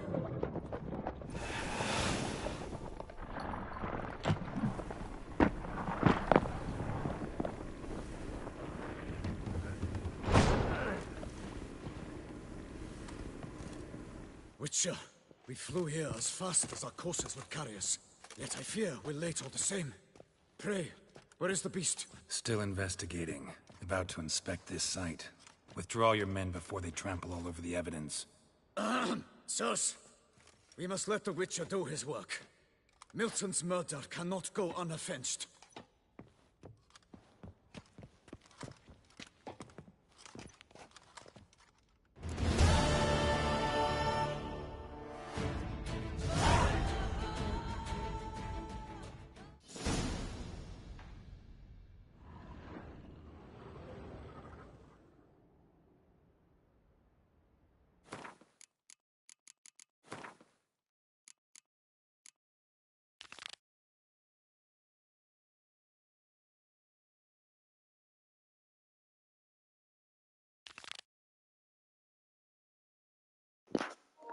Suppose we'll knock out some of these side quests here before we get too high of a level. I don't even remember picking this one up, so we'll read it out. The Warble of a Smitten Knight. Tradition has sanctified 2 codes of conduct in Toussaint, the teachings of the prophet Lebioda and the chivalric principles which guide its knights. These latter call for young men to prove their abilities through feats of daring during tourneys. One such knight, Guillaume, sought to stand out from the rest by fighting a Shalmar and was injured as a result.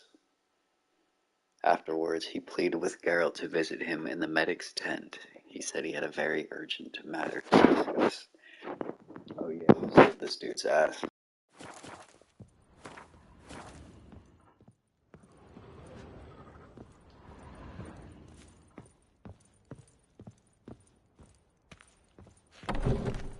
Allow the Witcher to ply his trade.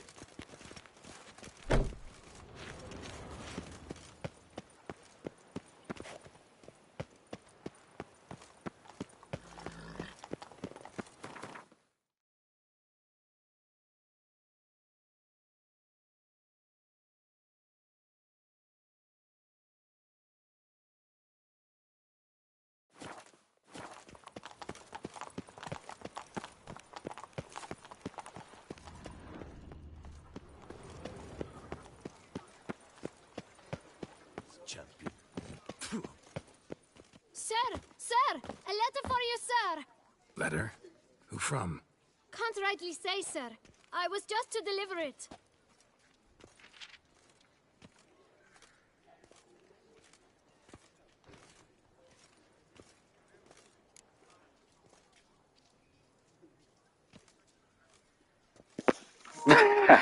What?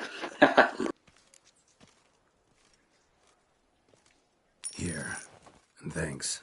No, sir. Thank you. And I truly hope I'll be of service again.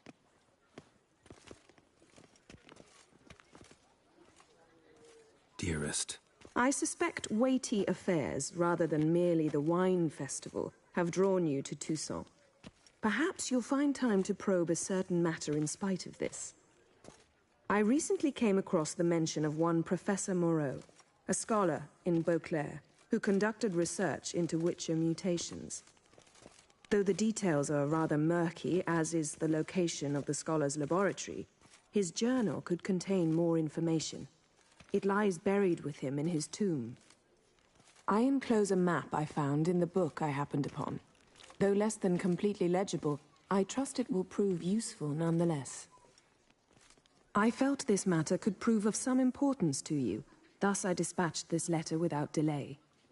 Whatever you decide, please take exceedingly good care of yourself. Your Yen.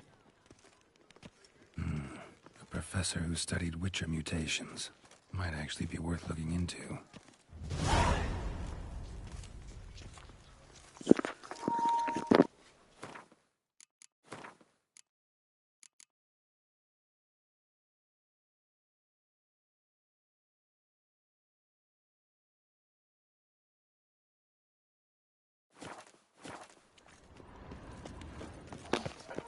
Alright, we'll help out this pathetic knight first, and then, if there's time, we might, go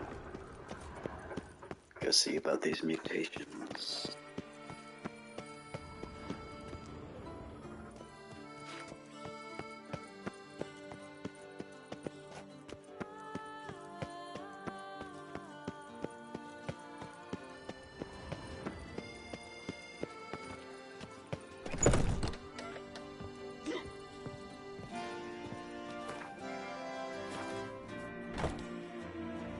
Whoa! A witcher!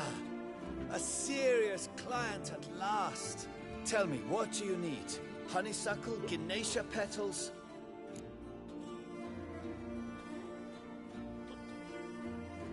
Show me what you've got in stock.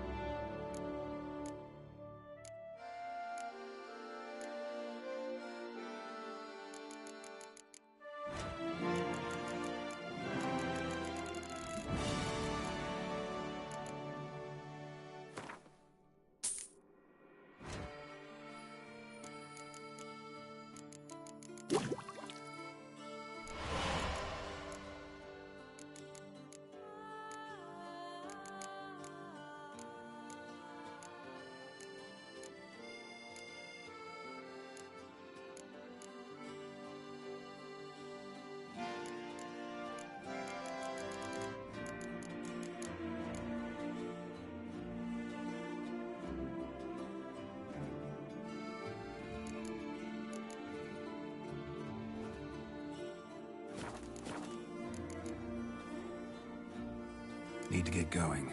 Till next time.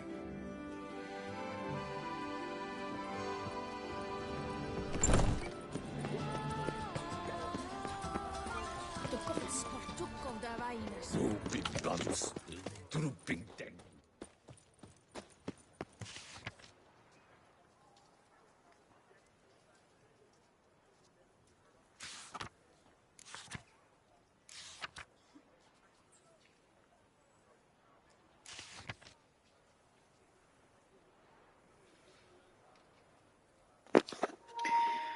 Contract quarreling at the cemetery, since no one from our residence committee seems to think it is their responsibility. I'll write it myself. This cannot go on. That infernal racket coming from the cemetery is driving me mad, and no one is doing anything about it.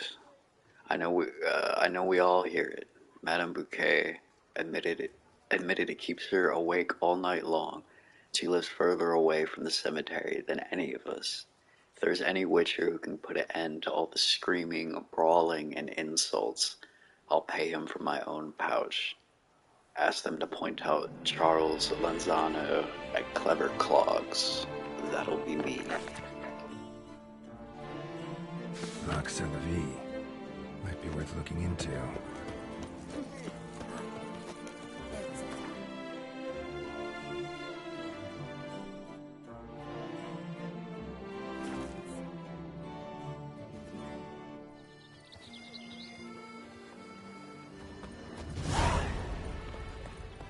Never you worry.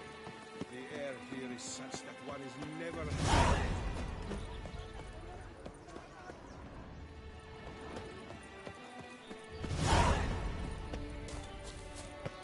Witcher, I have a matter of prime urgency and import. I must speak to you.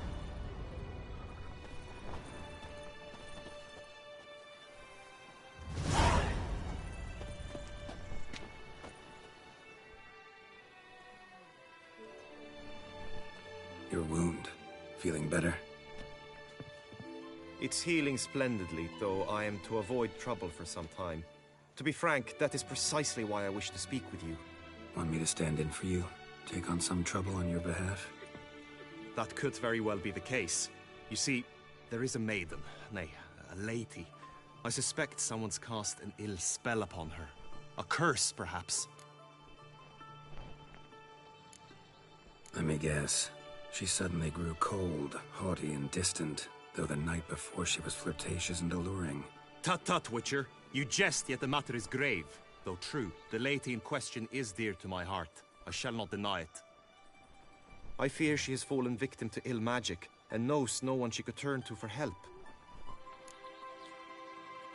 What makes you think she might be cursed? You must keep all I say to yourself, I beg you. I would never dare to be so indiscreet normally, yet I'm troubled about her, for her. Vivian shuns the company of others. Though the fairest maid at court, she keeps men at a distance. I thus determined I would resort to trickery. Trickery? That even befitting of a knight? In war, yes. And what is love if not battle? As it were, one evening I crouched in hiding outside her seamstress's home. As Vivian emerged from it, I too emerged, ever so gently but convincingly collided with her, then promptly offered to escort her home.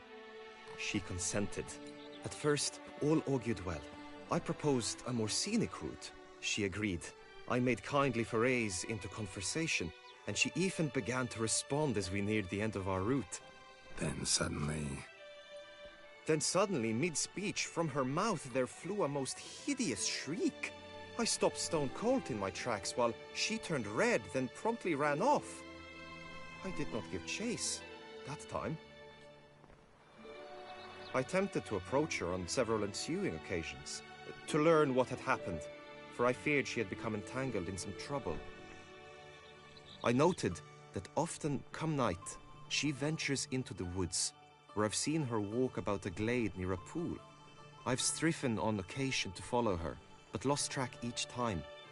It seemed then she'd melted into the air.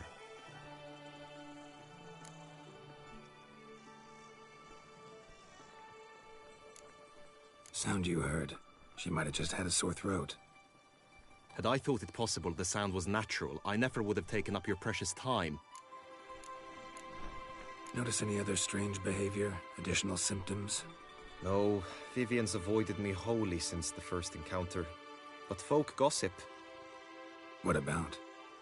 They say she's secretive, that no one ever sees her after dusk. That she's wont to suddenly disappear.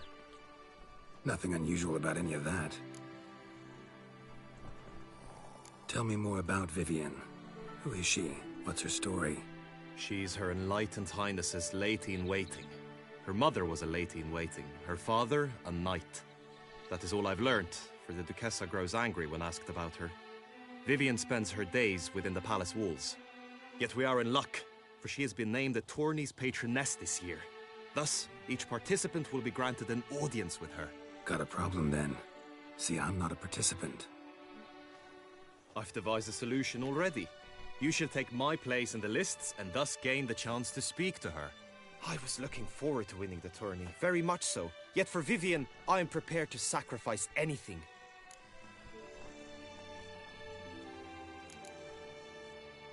This tourney, how's it work exactly?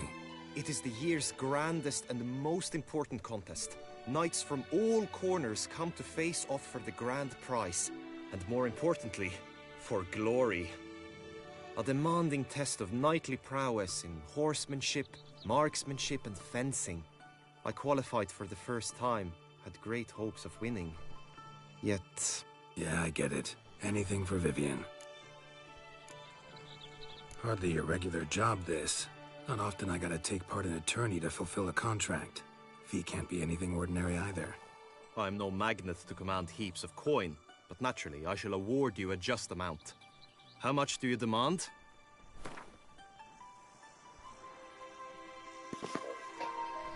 Oh, we're gonna bleed him dry.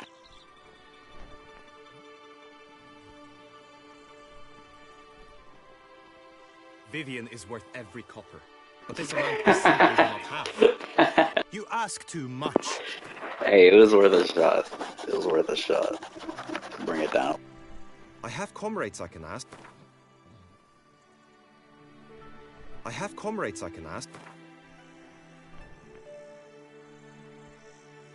Agreed. That is an amount I can indeed muster.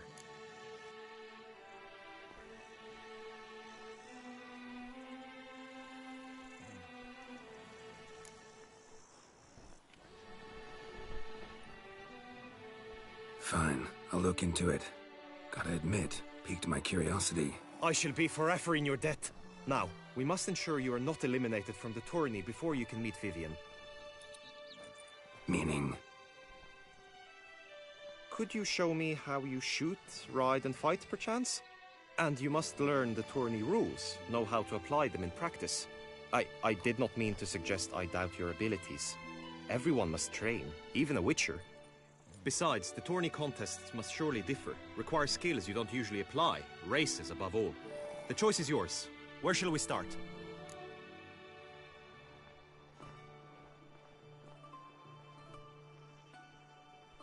Marksmanship. Feel I need to do some shooting. Come with me. The marksmanship contest shall pit you against another for the best time and score. He who hits all his targets first wins. Hope my aim's as good as that Cupid's who shot you. Sometimes when you speak, I miss the meaning entirely.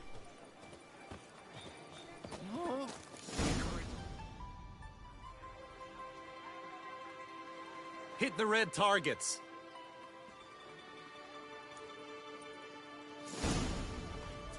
No man knows the day of it. The merchant, the one so greedy the hunting window, drank himself sick, fell in the lake, and drowned. It cannot be.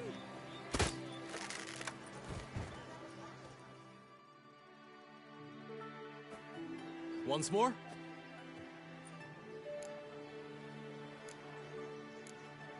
Done enough shooting. Where to now? If you wish to know my thoughts, were I you, I would train on the race course ahead of all else. Let's do some riding. Roach will like that. Excellent idea. Come with me. The tourney's race differs from others you might have taken part in. You shall not ride against any opponent. How's it a race at all, then? It's a race against time. The true track begins in the arena, runs round the tourney grounds, then finishes again in the arena. The training track, however, lies beyond the arena. We shall go there now.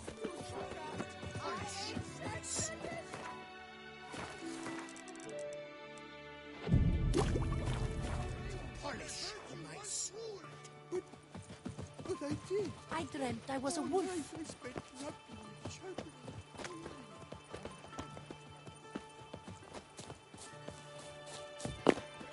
Did that woman just say she dreamt that she was a woman? It's wild. That witcher's rather handsome.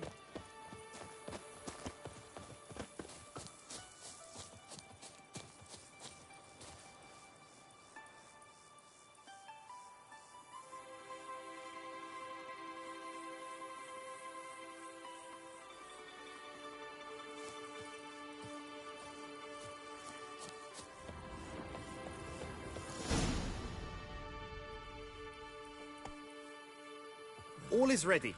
Now listen, for it can be quite a challenge. Along your route stand dummies and targets. The dummies you may cut with your blade. The targets you must hit from your Wait, I thought we were horse... The time What? you have to complete the course shall increase each time you land a strike, be it with blade or bolt. It may sound simple enough, yet I've seen many a knight fail this contest and hang his head in shame. During the race proper, judges throughout the course shall tally your points. For now you may ride unperturbed by those matters. Why?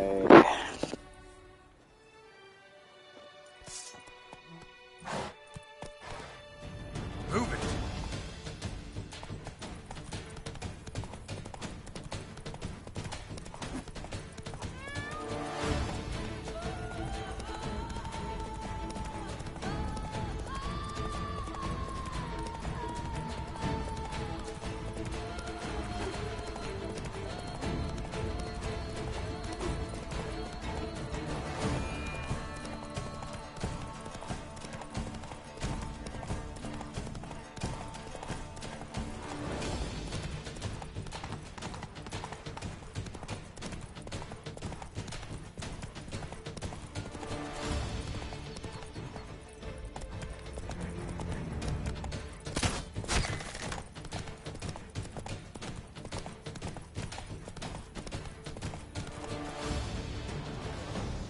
So, have you had enough?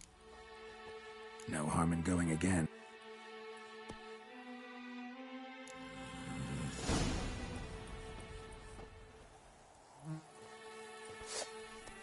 Giddy up.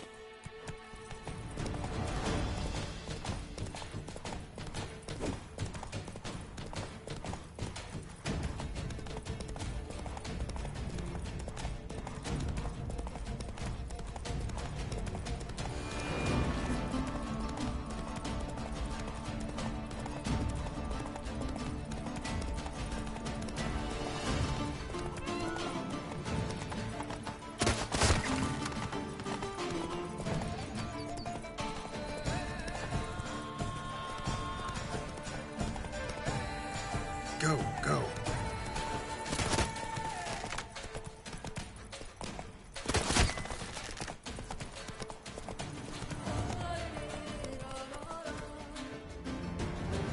Will you... No.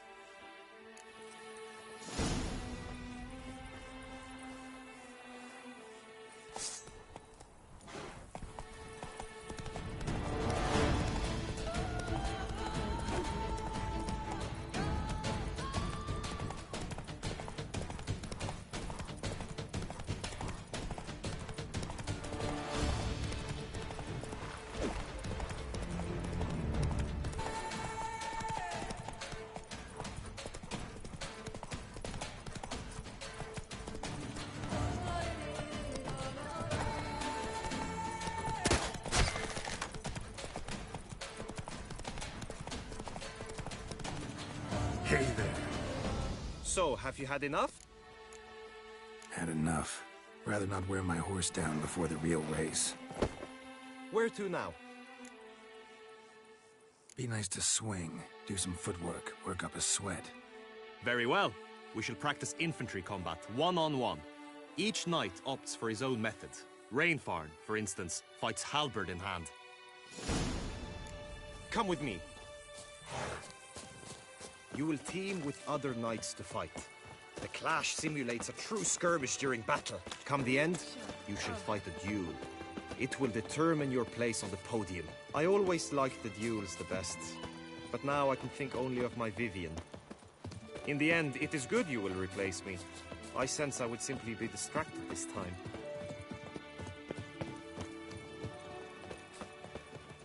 Guess that's chump. The gods have sent the beast as punishment for our sins. The beast! Hey! Shit!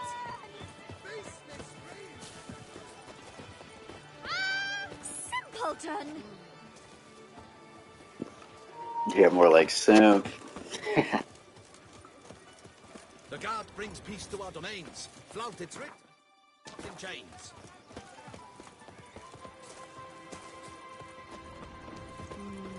special. Stand at the center of the training ground. A knight will approach and challenge you.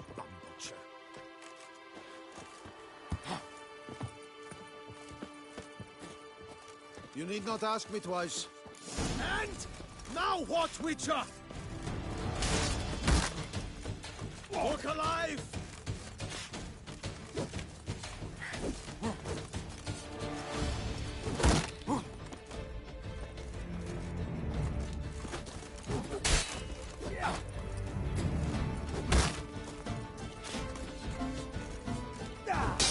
Lost your nerve?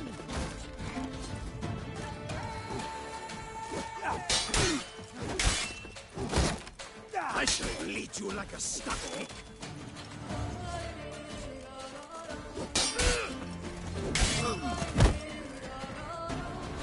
I expected you to do well, but not that well. Think I've seen enough. Sorry to be blunt, but the simplest Witcher contract demands more skill than this kind of combat. Now you must go to the inscription tent. Honor and glory are all true and good, but your scrolls must be in order. Always with reason. Brave son Milton, you left us too soon. The sun unto song shall no more shine. We shall no more delight in the taste of wine. And a dark curtain now obscure. Witcher, how is it the Duchessa does not feed him as well? A smashing place we have, eh? Wine by the bag.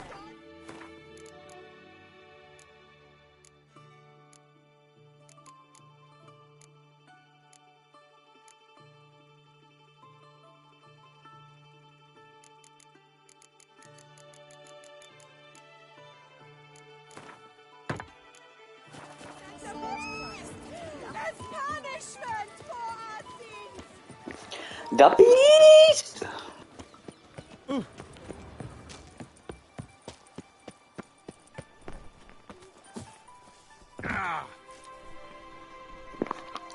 Dude, that was so sick. How the fuck did he do that? No.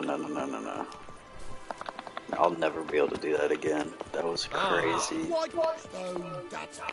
Hold up. Dude.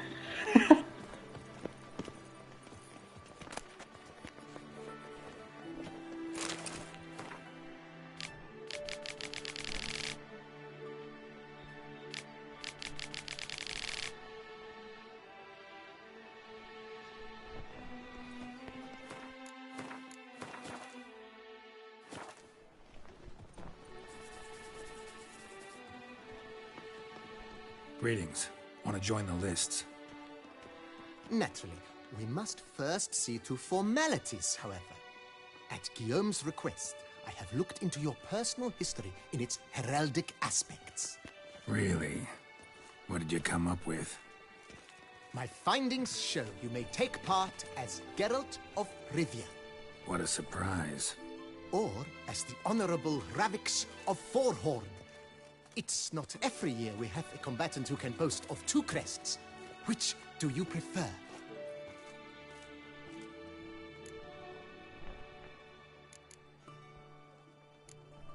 Kinda curious what you could have learned about Geralt of Rivia.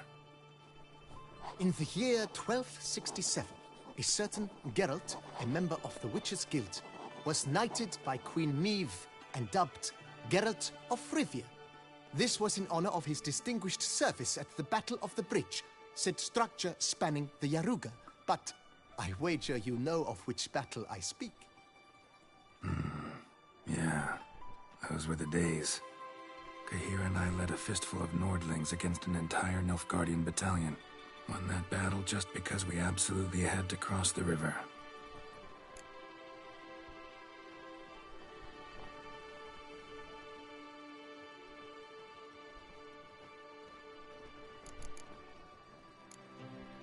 Ravix of Forhorn? How'd you manage to dig that up? Here in Toussaint, we treat heraldry very seriously. One visit to the ducal archives.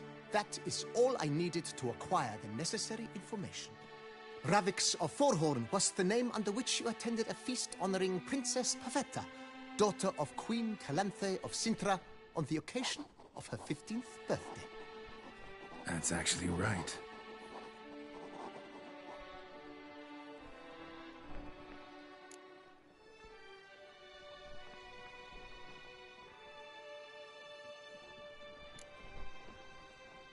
I'm Geralt, not about to fight under a false name. You may now take the shield bearing your crest. I'm a Witcher. Shields aren't something Witchers ever use in combat. Who mentioned using it in combat?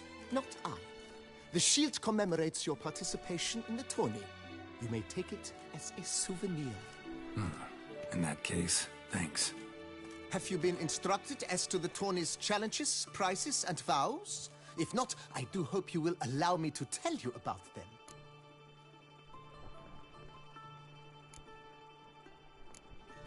Guillaume told me a bit about the contests. Rather make sure I'm clear on them, though. An admirable thirst for knowledge. There are contests 3. A shooting range, where you will compete side by side with an opponent. A horse race, during which you will seek to complete the course within a specified time. Any targets hit with bolts or dummies felt with blade will increase the time you have. Finally, the group melee in the arena, crowned with a duel against last year's champion. As each contest ends, its results will be posted on the board outside my tent. This way, all will be apprised of who leads at any given moment. Convenient.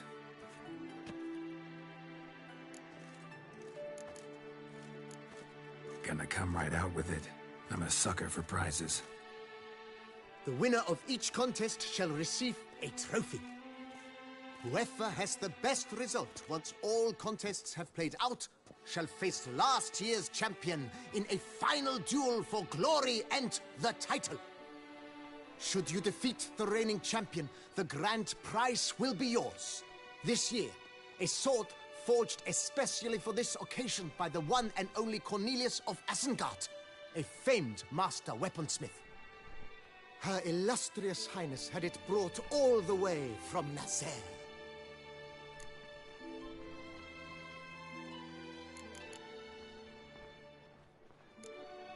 You say something about vows? As is our custom, knights make vows to which they hold for the duration of the tourney. Each swears on something which to him represents his most cherished virtue.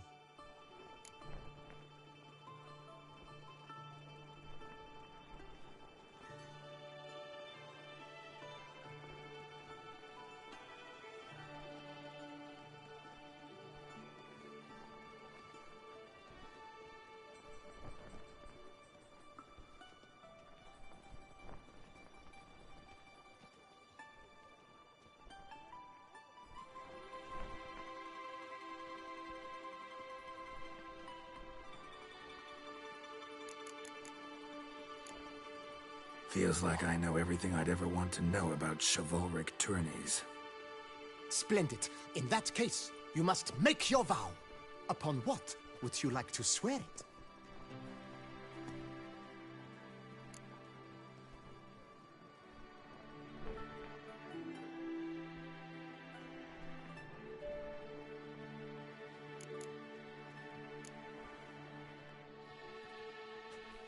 I swear on Her Grace's illustrious garter to respect the chivalric virtues in competing. May the gods succor you in your endeavors to overcome. Sign here, please, then fill out these forms. That is all I need from you. Now, as arranged by Guillaume, you shall be fitted with appropriate armor for the tourney. Shiny. You have also been assigned a tent for the tourney's duration. It stands near the arena. Good luck.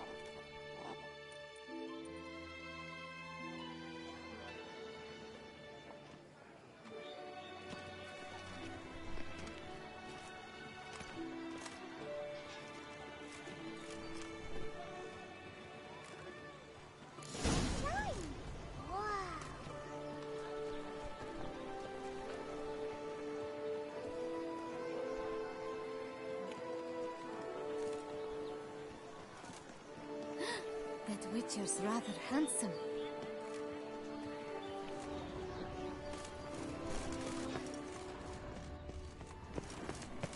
Right, Edruger Grant! Duck's nipples! Get the Valder out! That's what I like. Maybe this year they'll pop off another 100.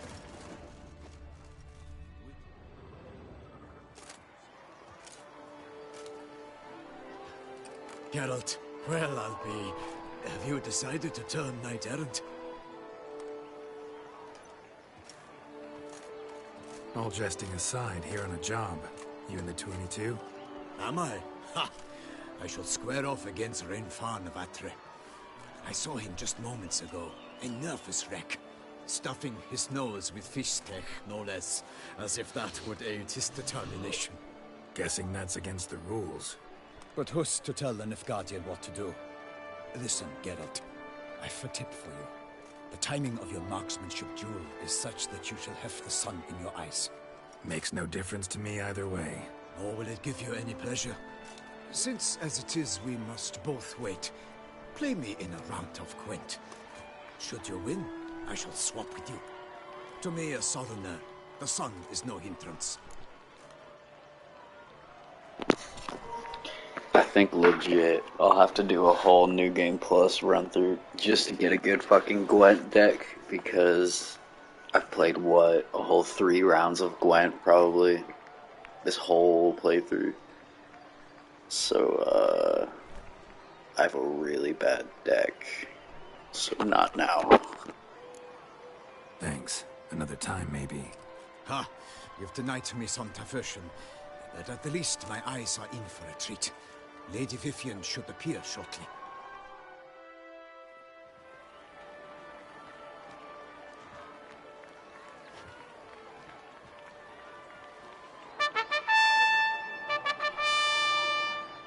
Fair knights, I salute you. The honor and duty of tourney patron have fallen to me this year. Fight honorably, so that I may bestow upon one of your number the tourney's grand prize. You have sworn your vows. You have readied body and soul. The time has come to test them. Lady, all I did was hit some dummies. I don't know what you mean. Behold Horm Akispark of the Mechtian royal line. His name's quite the mouthful, a true challenge to rhyme. His targets to be hit centrally and true are the ones in blue. Against him, new blood. Bars. A knight Bars. until now. Sir Geralt of Rivia, give us a bow. The targets he must with his quarrels thread are red. May the better man win.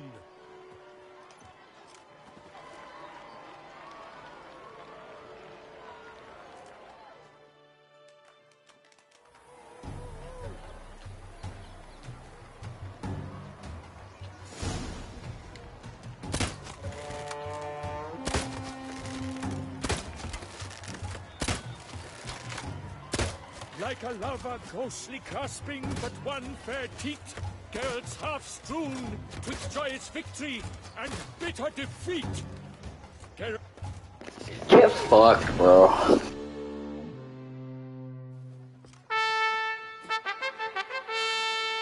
Sir Geralt of Rivia has trounced his foe, pounded him soundly, immersed him in woe.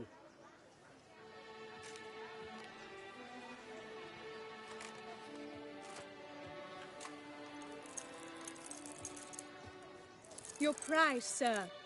A crossbow adorned with your crest. I congratulate you. Thank you, my lady.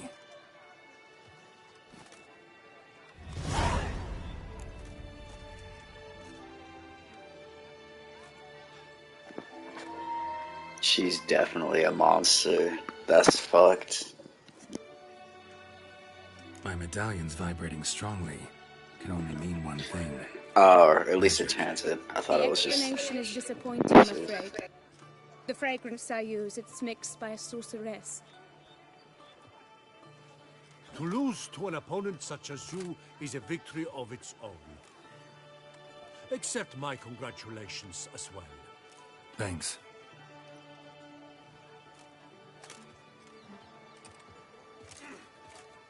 Good work! In the interim, I managed to determine which tent Lady Vivian occupies. Perhaps you could find a clue within it. You're right. Vivian's cursed in some way. Sensed it when she opened the tourney. In that case, we've no time to lose. Let us go.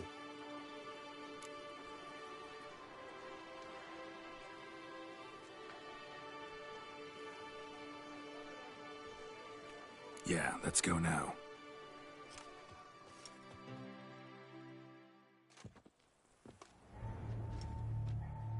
This is her tent. You must look inside. Search it. I shall hoot like an owl should someone approach.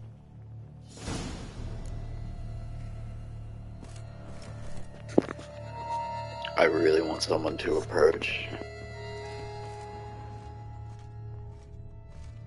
Oh, fair Vivian. Claw marks, that's clear. Not sure what beast left them, just that it's big. Thy two breasts are like... Jar of concealing ointment. Powerful magic at work here.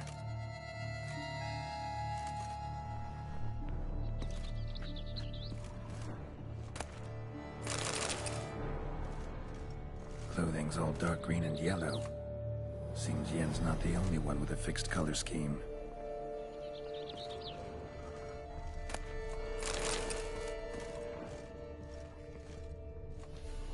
Airs and salts. Used to make compresses. Someone approaches. Quickly!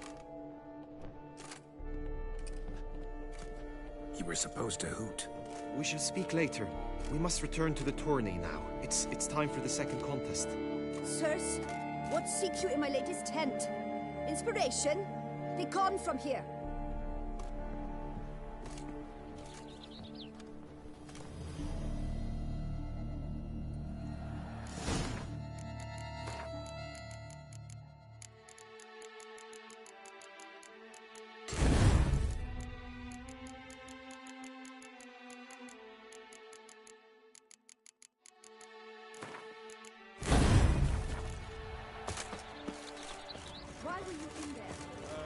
Tourney business. Nothing of import.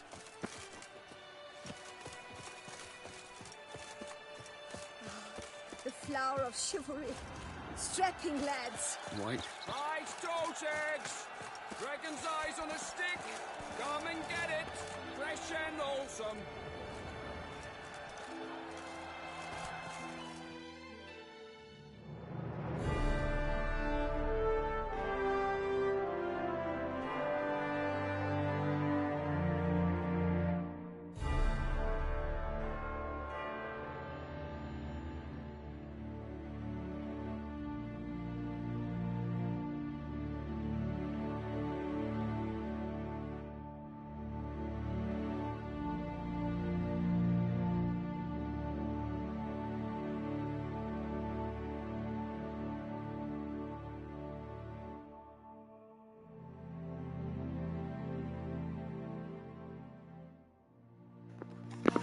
This might be the longest loading screen we've had. Like, legit loading. I know a lot of the other ones were kind of like cutscenes, you know. This is pretty wild for the PS5. What's going on here?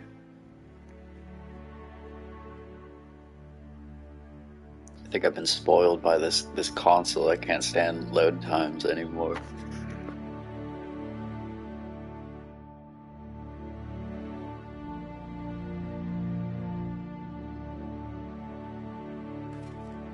Behold, gallant knights and ladies decorous, gaze at the host assembled before us.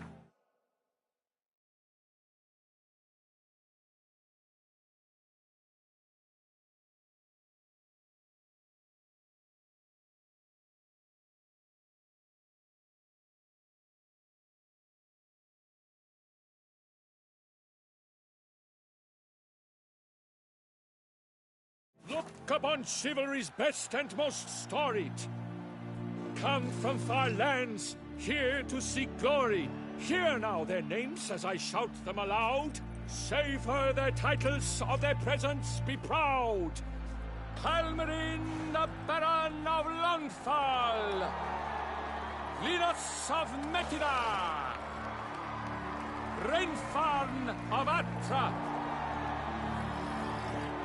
Horm Macaspark of Macht. Donimir of Troy. Guy de Boisfren, in service to the Duchess. Delwyn of Craigiau. Count Ty of Dondal. Ansay of Lyria and Rivia a prince. Geralt of Rivia. For Gregoire of Mount Gorgon, let out a roaring cheer. The faint fire of silence, tawny champion from last year. Today's winner of contests, his victory to secure, shall face a Gregoire in a challenge severe. Does ignorance demand a bard intercede? Does someone need telling how tourneys proceed?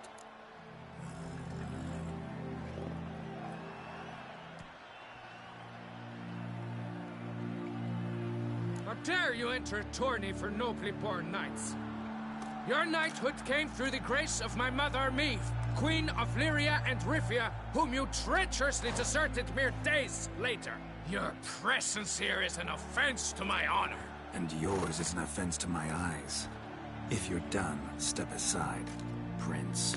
The Tony's protector, the mate Vivian. Her beauty entrances both beasts and men. My heart's greetings, dear knights. May my grace guide you and show you the path of honor, valor, and glory. Accept my wishes of good fortune, sir, and devote all your strength to the tourney, and only it. The time has come for you, Sir Knight. Mount your steed. Swift be your flight. Ladies and gentlemen of lineage illustrious, soon steeds shall swarm like ants most industrious. To beat time's passage they'll ride like the gale. What a sight to behold, what a lark, what a tale!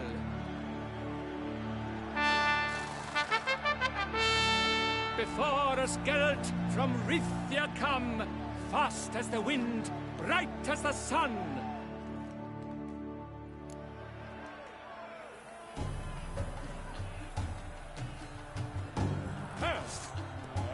And he's up! We the thunderous roar, hoofs pounds the ground. No legion of drummers could make such a sound.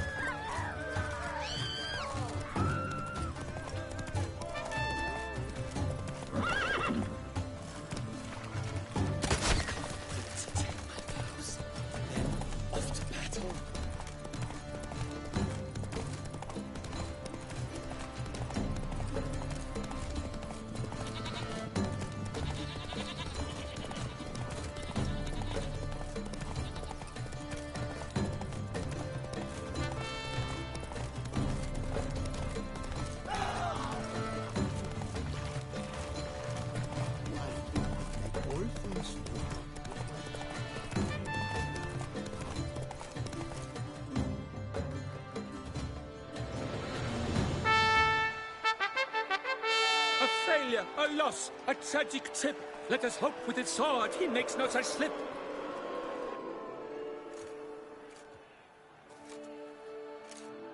Come with me to the feast. We shall await Vivian together, wine in hand. Lead the way.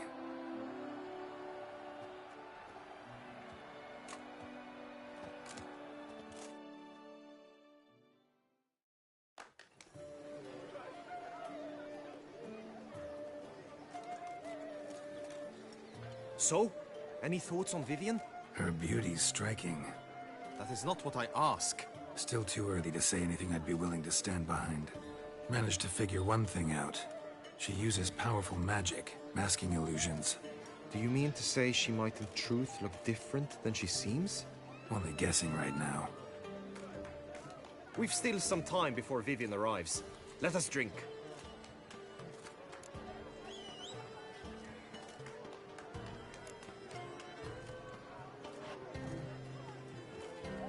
To Vivian, may you find the means to aid her. To Vivian. When I first laid eyes on her, I finally understood what all those poems and ballads were trying to say. Love's not poetry alone. Sometimes it's prose. Sometimes it's just plain ugly. You say that only because you do not know Vivian as I do. A life with her would be sweetness itself. Actually, you don't know her all that well either.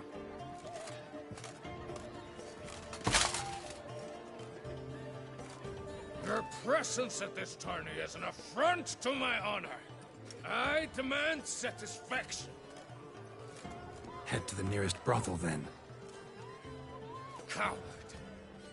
Mounted combat in the main arena. I challenge you.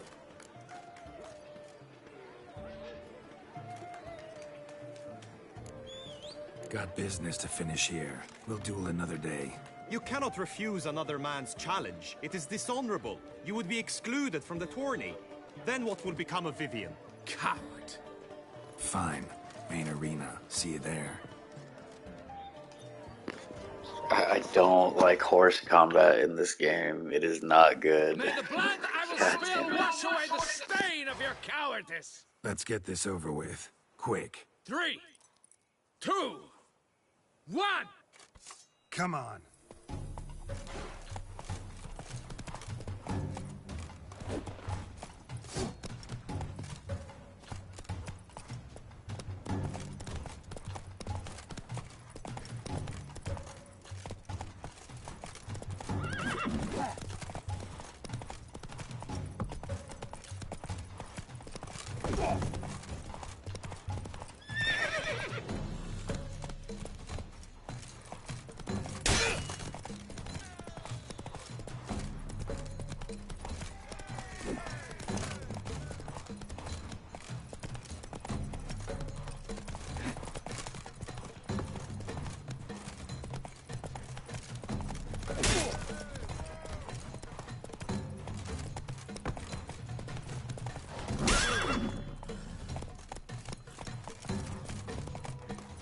There.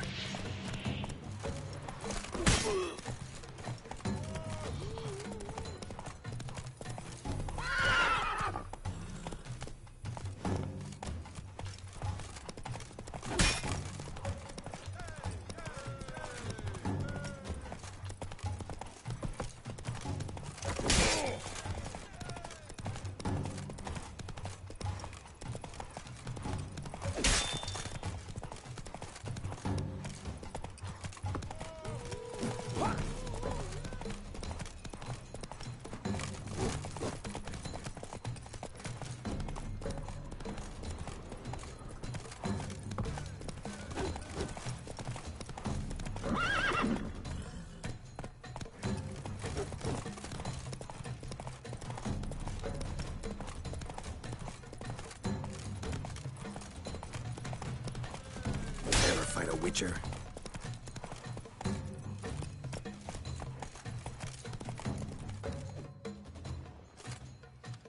For reasons unknown except to them, the gods have chosen to punish me with defeat. But do not think your cowardice will be forgotten. Damn it. You still going on about that? Need to clear this up once and for all. Had had to abandon your mother's camp back then because someone else needed my help, badly. Couldn't refuse them. Didn't want to, in fact. You mean to say you had a secret mission, set off to accomplish it, having vowed to tell no one of its nature, until you did? Something like that, minus the vow. And, I'd still rather not divulge the nature of my secret mission. Can you accept that as justification? In agreeing to duel, you proved yourself a true knight. Thus, I accept your word as that of a man of honor. Glad to hear it. Now I got work to do.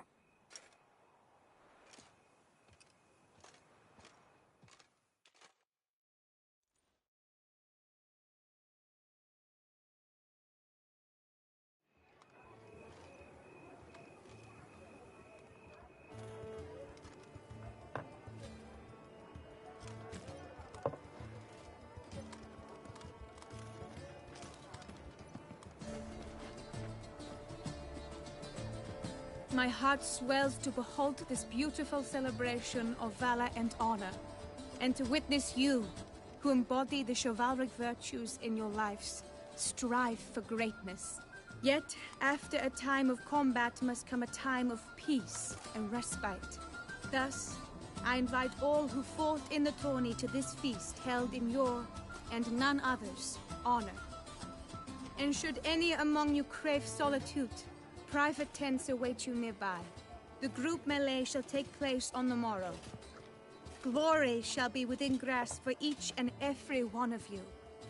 The best among you shall have the honor to face our reigning champion, the famed Gregoire de Gourgon, victor of last year's tourney. Celebrate, make merry, revel as you will, yet be mindful of the trial that awaits you tomorrow.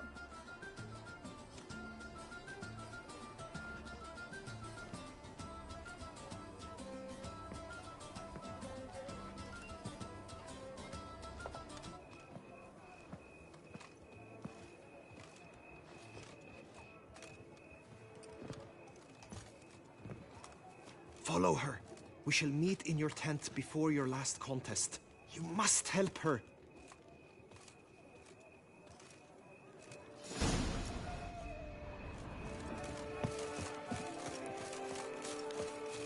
That grey-domed scoundrel, ever-seeking lady. What's the meaning of this? Well, Witcher.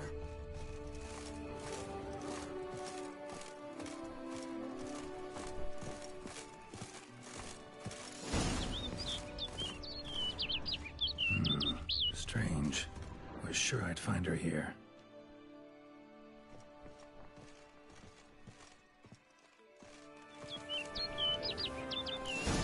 Flew off. Worth going after.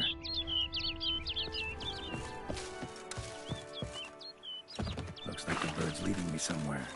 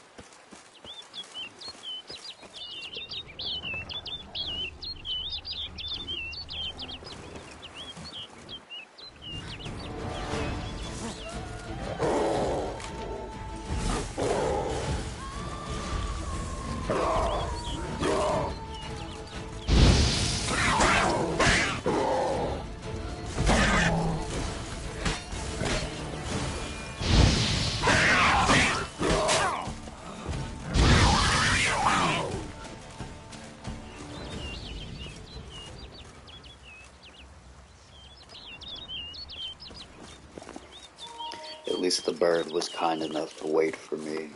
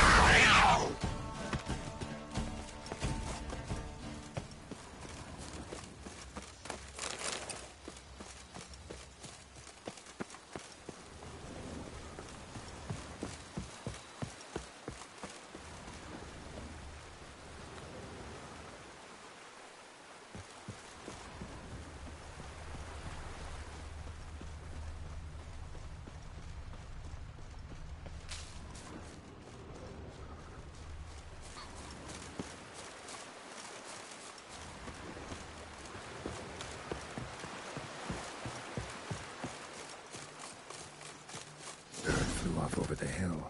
Might be quicker to pass through the cave.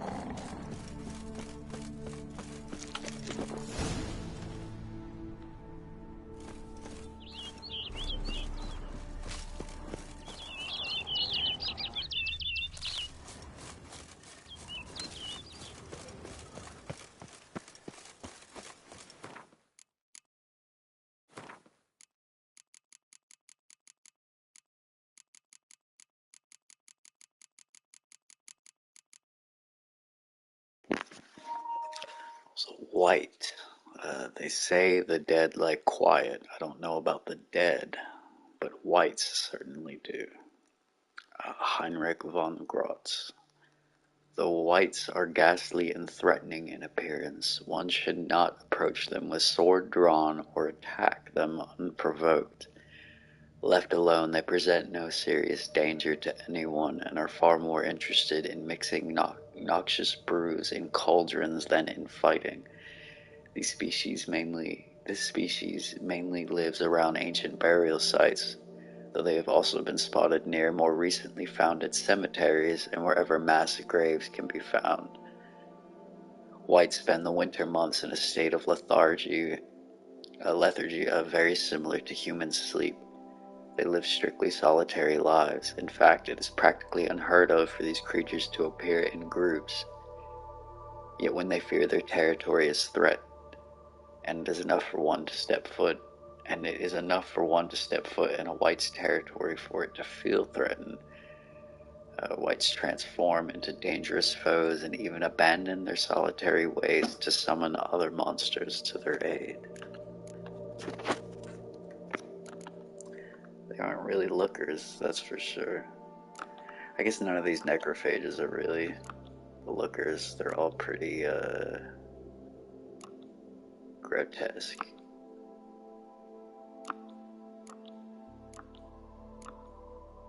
Yeah, they're all pretty horrible.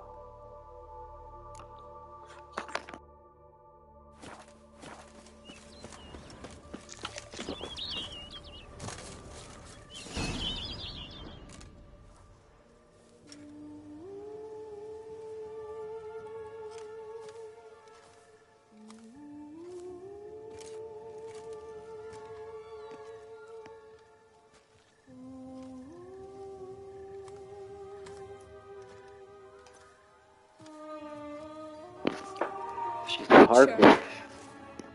Lady Vivian? Counted on me getting lost. I did. I thought you no different from the knights.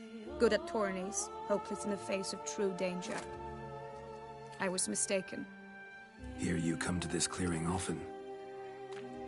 This is where it all began. And as I was not able to evade you, save myself from you, then I want it done here. In this very spot. With no witnesses. Want what done? Why, you are a witcher. You were hired to kill me, were you not? Then do so, now. And do it quickly, I beg you. I shan't resist. Witchers only hunt monsters. And even then, not all. You're no monster. Then what am I to your eyes?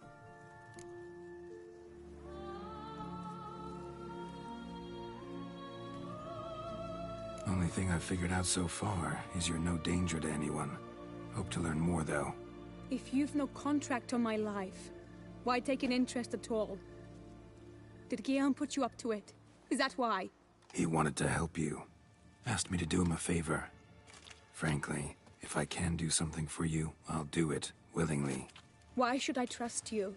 'Cause the Duchess trusts me? 'Cause I'm a freak, too? 'Cause cases like yours are my bread and butter? Take your pick. You shall not turn on me. Use what I say against me. You shall not tell anyone?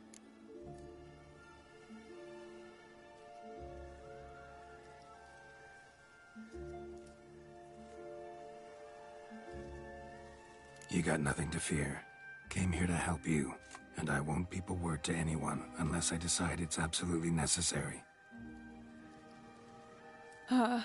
So be it. I shall tell you what my mama once told me. When she was with child, expecting me, she and my father spent much time together near the wood, here in this clearing. Mama loved to listen to the orioles sing. She would stroke her belly and say, "My daughter should be as beautiful as that bird. Such is my wish." But a creature dwelt in the wood who envied my parents their happiness. One day it appeared before them to say the whole wood belonged to it, and they had dared to delight in something that was not theirs. It demanded payment, and when my parents said that they had nothing, it claimed their unborn daughter as its own. Parents ever describe the creature? They called it a nymph born of the deep woods, with no mother or father. But I was too young, too distraught by the curse's onset to ask after details. What happened after that? Nothing at first. I came into the world a perfectly normal child, and my parents forgot that day's events. But 15 summers into my life, the curse began to show. Initially only when the moon was full. But now it's advanced so that even in daytime I must use magic ointment to mask its symptoms, to look normal. Thus I thought someone had discovered my secret, then hired you to kill me. In fact, I was resigned to death in coming here. Perhaps death would be preferable to my complete and permanent transformation. For I fear that is what lies in store. Ointment you use includes a potent magic ingredient. You don't have the immunity mages have. Use heavy doses, or normal doses too long, and it could be dangerous to you. I sensed this. The very reason I knew I would have to give it up in the end, and bid my human form a final farewell. The curse, it could be reversible. Once ran into a baron transformed into a cormorant, ostensibly for good. Managed to cure him completely. And you truly think you could do something like this for me? Can't guarantee a thing. Tough case, yours. You were cursed before birth. That alone complicates things. Also, you claim the curse is increasing its hold. Symptoms are progressing. Could try transferring the curse onto someone else. What? Out of the question. I shall not allow it to ruin an innocent's life. Is this the only method you know? Only one that's completely safe. So there is another.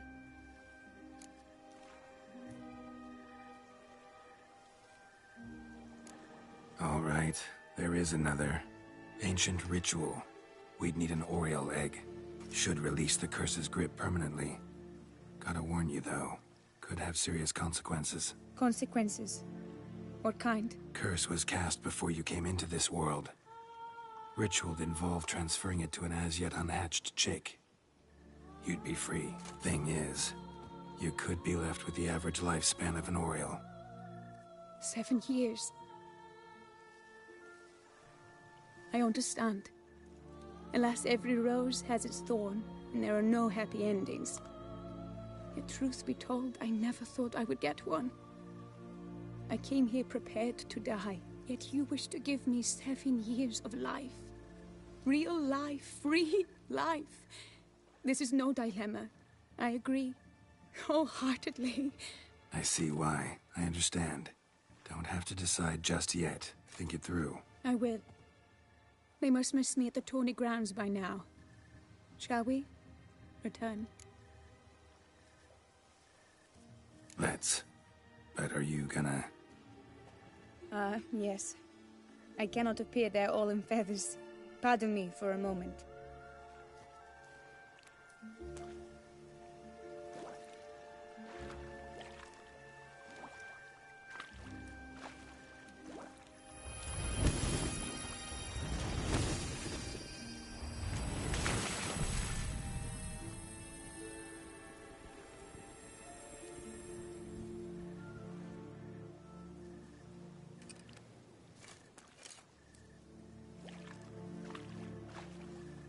You can change at will?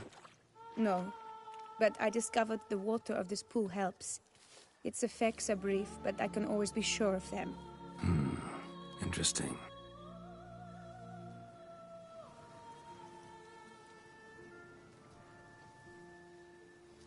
Come.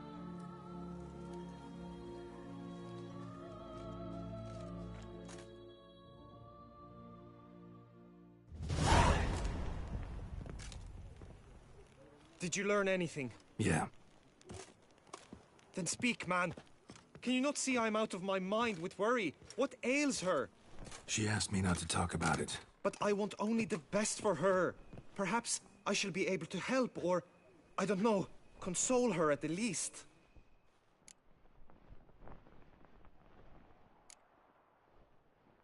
Vivian gave me the details of her situation, but she did so in confidence.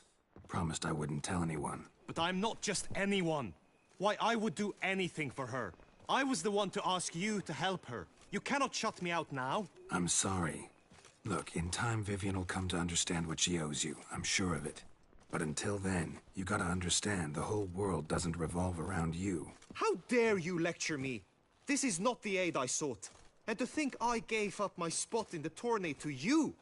I regret it now. Do you even intend to compete to the end?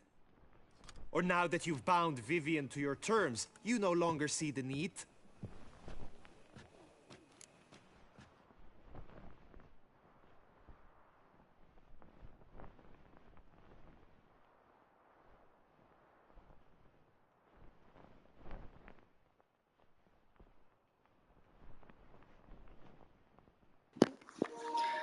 Man, this is pretty dumb, but it's kind of late, and I can't remember what the point of doing the tourney was. Like, I know we needed to do it to, you know, get to Vivian, but I can't remember why that mattered.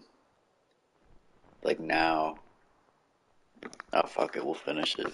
I don't back out of anything. I'll take part in the last skirmish. Besides, Vivian will be busy till the tourney's end. Indeed. In that case, you must meet the other knights of your team. They await near the arena's entrance, by the training ground. Got it. Thanks.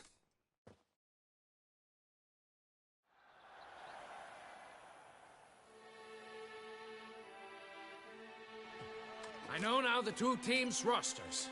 I shall be captain of ours. That means you shall do as I say for the duration of the fight. Is this clear? Palmer and Alonso will lead the opposing team. With this skirmish, we commemorate the Battle of Fox Hollow of 1218. when a hands of southern outlaws led by Halar the Brown attacked Tucson only to be driven off by brave knights, thus setting a precedent. Since that day, knights errant have guarded the duchy's borders. Palmerin drew the short straw, so his team shall play the barbarian Halar's men. Any questions? None. I doubt you will do us any good. You know nothing of knightly combat as a witcher. Try at least to stay out of our way. It is time, gentlemen. Take your weapons and proceed to the arena.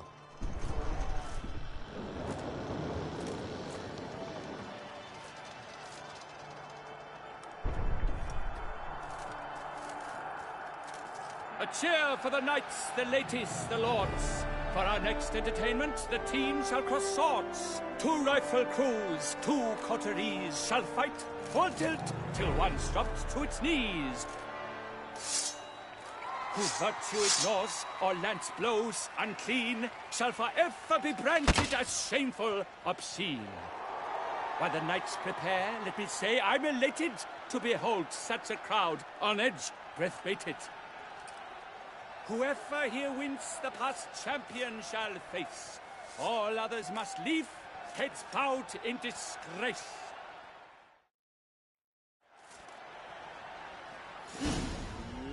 Let us begin! Crowd, race a ruckus! Blood, sweat and tears shall soon follow in buckets.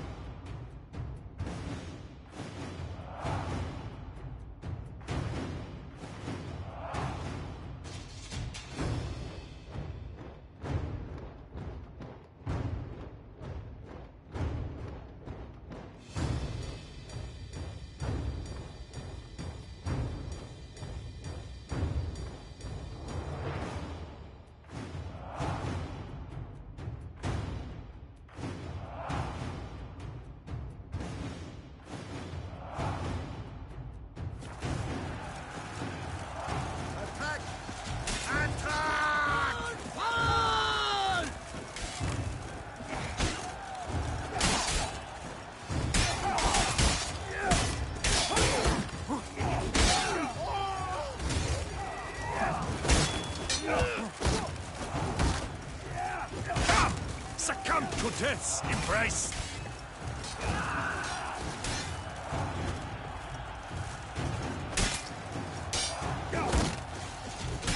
Go on!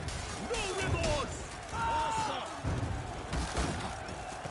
Alone Geralt stands, alone he fights on, but inside does he weep for those who have gone.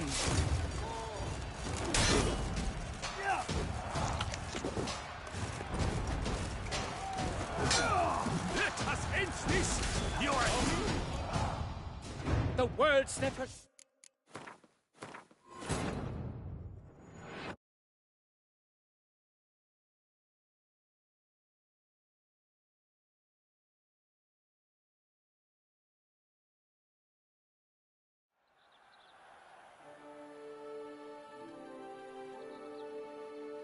I know. How with? No. It a two. Who? What? Who?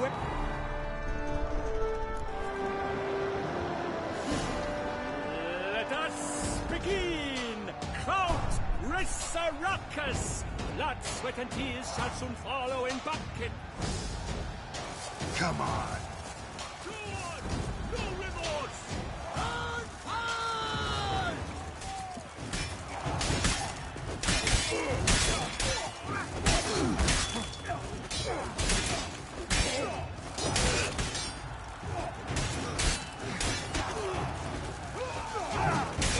I've had just about enough of this toil. Alone, Geralt world stands, alone he fights on, but inside does he weep for those who have gone. Now! Come! Succumb to death's embrace!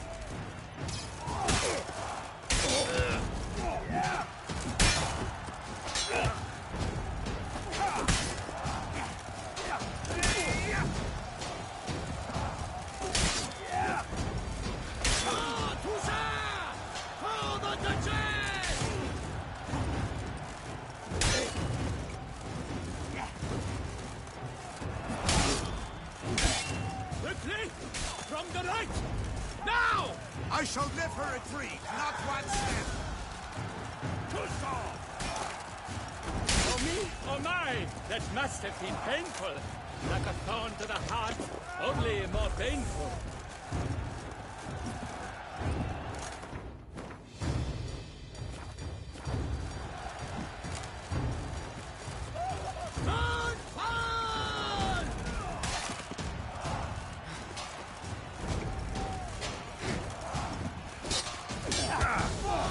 No mercy! No! Hold together! Oh, let's run!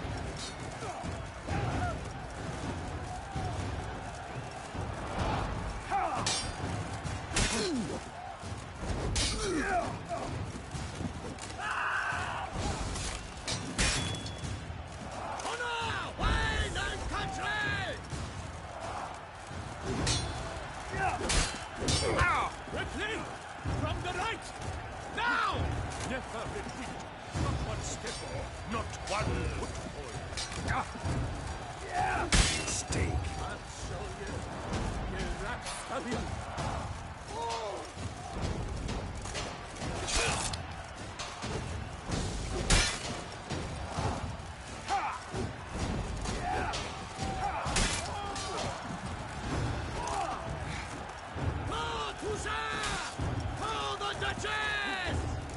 No mercy! No! Hold together! Shit.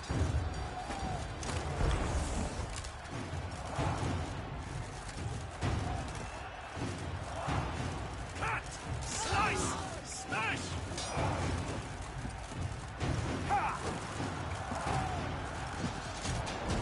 Damn it.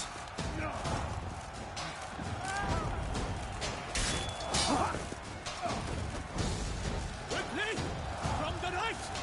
Now! I shall never retreat, not one step! Turn on!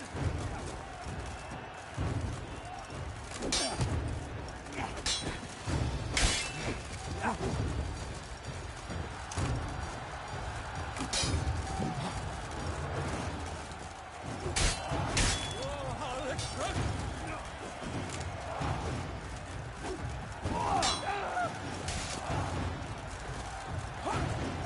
No mercy!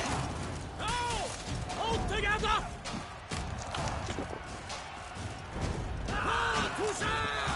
For the Duchess! How long you gonna make me wait?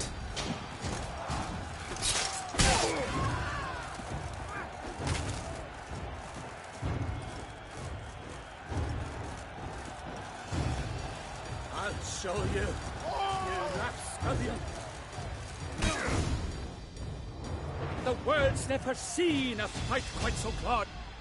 Yet at tourney's end, but one champion may reign. Today it is Palmerin, all praise to his name.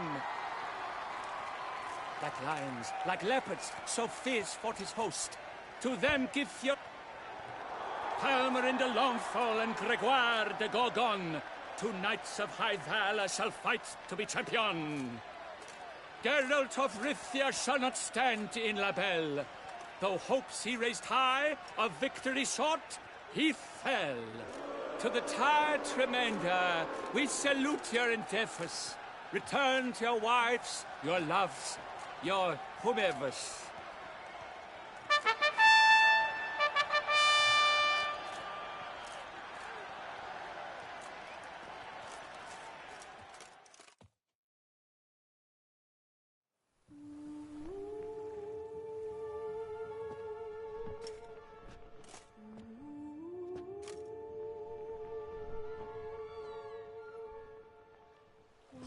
Greetings, my lady.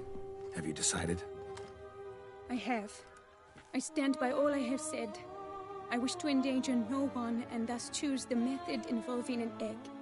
If it's to be the egg of an oriole, I know where to find one. There is a nest in my clearing. Might you explain the nature of the ritual? Its exact course? Sure, but seems your tense grown ears.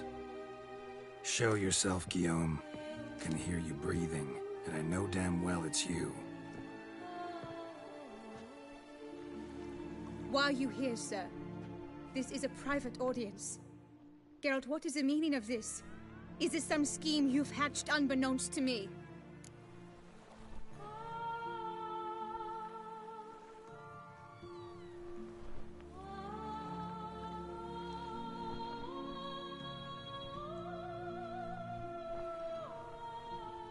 No, no scheming involved. Guillaume hired me, but this matter relates to you, not him. Didn't invite him here in any case. Actually surprised he showed up. My lady, I live to serve you. Whatsoever you require, you need but beckon. I am yours to command. Are you quite finished? Is that all you wish to say? I suppose so. So you shall do what I command, sir. Very well, then. Listen carefully. Leave this tent, turn towards the duchy's northern marches, and run. Run until the Tawny grounds are no longer within sight. Return only once you've cooled off. Then leave me be forevermore. Understood? My lady, but your troubles. I only wish the Witcher see. Out now!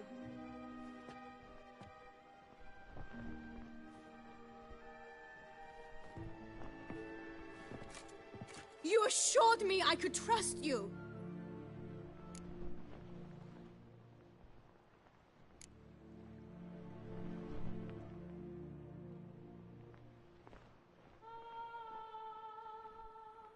I kept your secret. Didn't tell him anything he didn't already know. I understand he hired you, so you had to report to him. But this is not his affair, Geralt.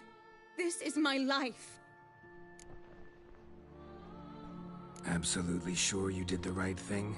Not too hasty rejecting his help? Can't conduct the ritual using your reflection without him. Needed someone who'd willingly assume the curse in your stead. And you thought I would agree to this? No, Geralt. When we spoke in the meadow, you told me of a ritual which required no lusty knights to aid us. This is the method I wish to pursue.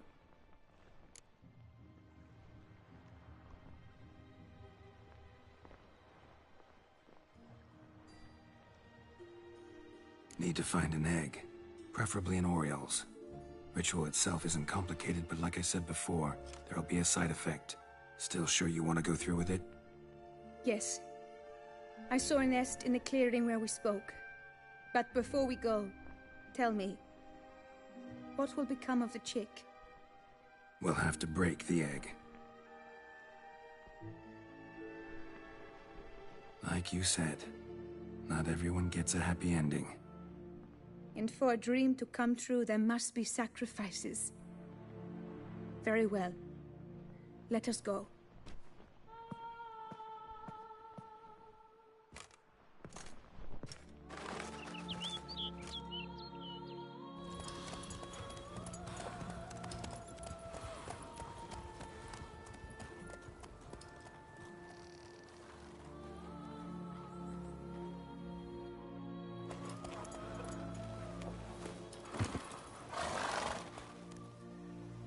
This is the place.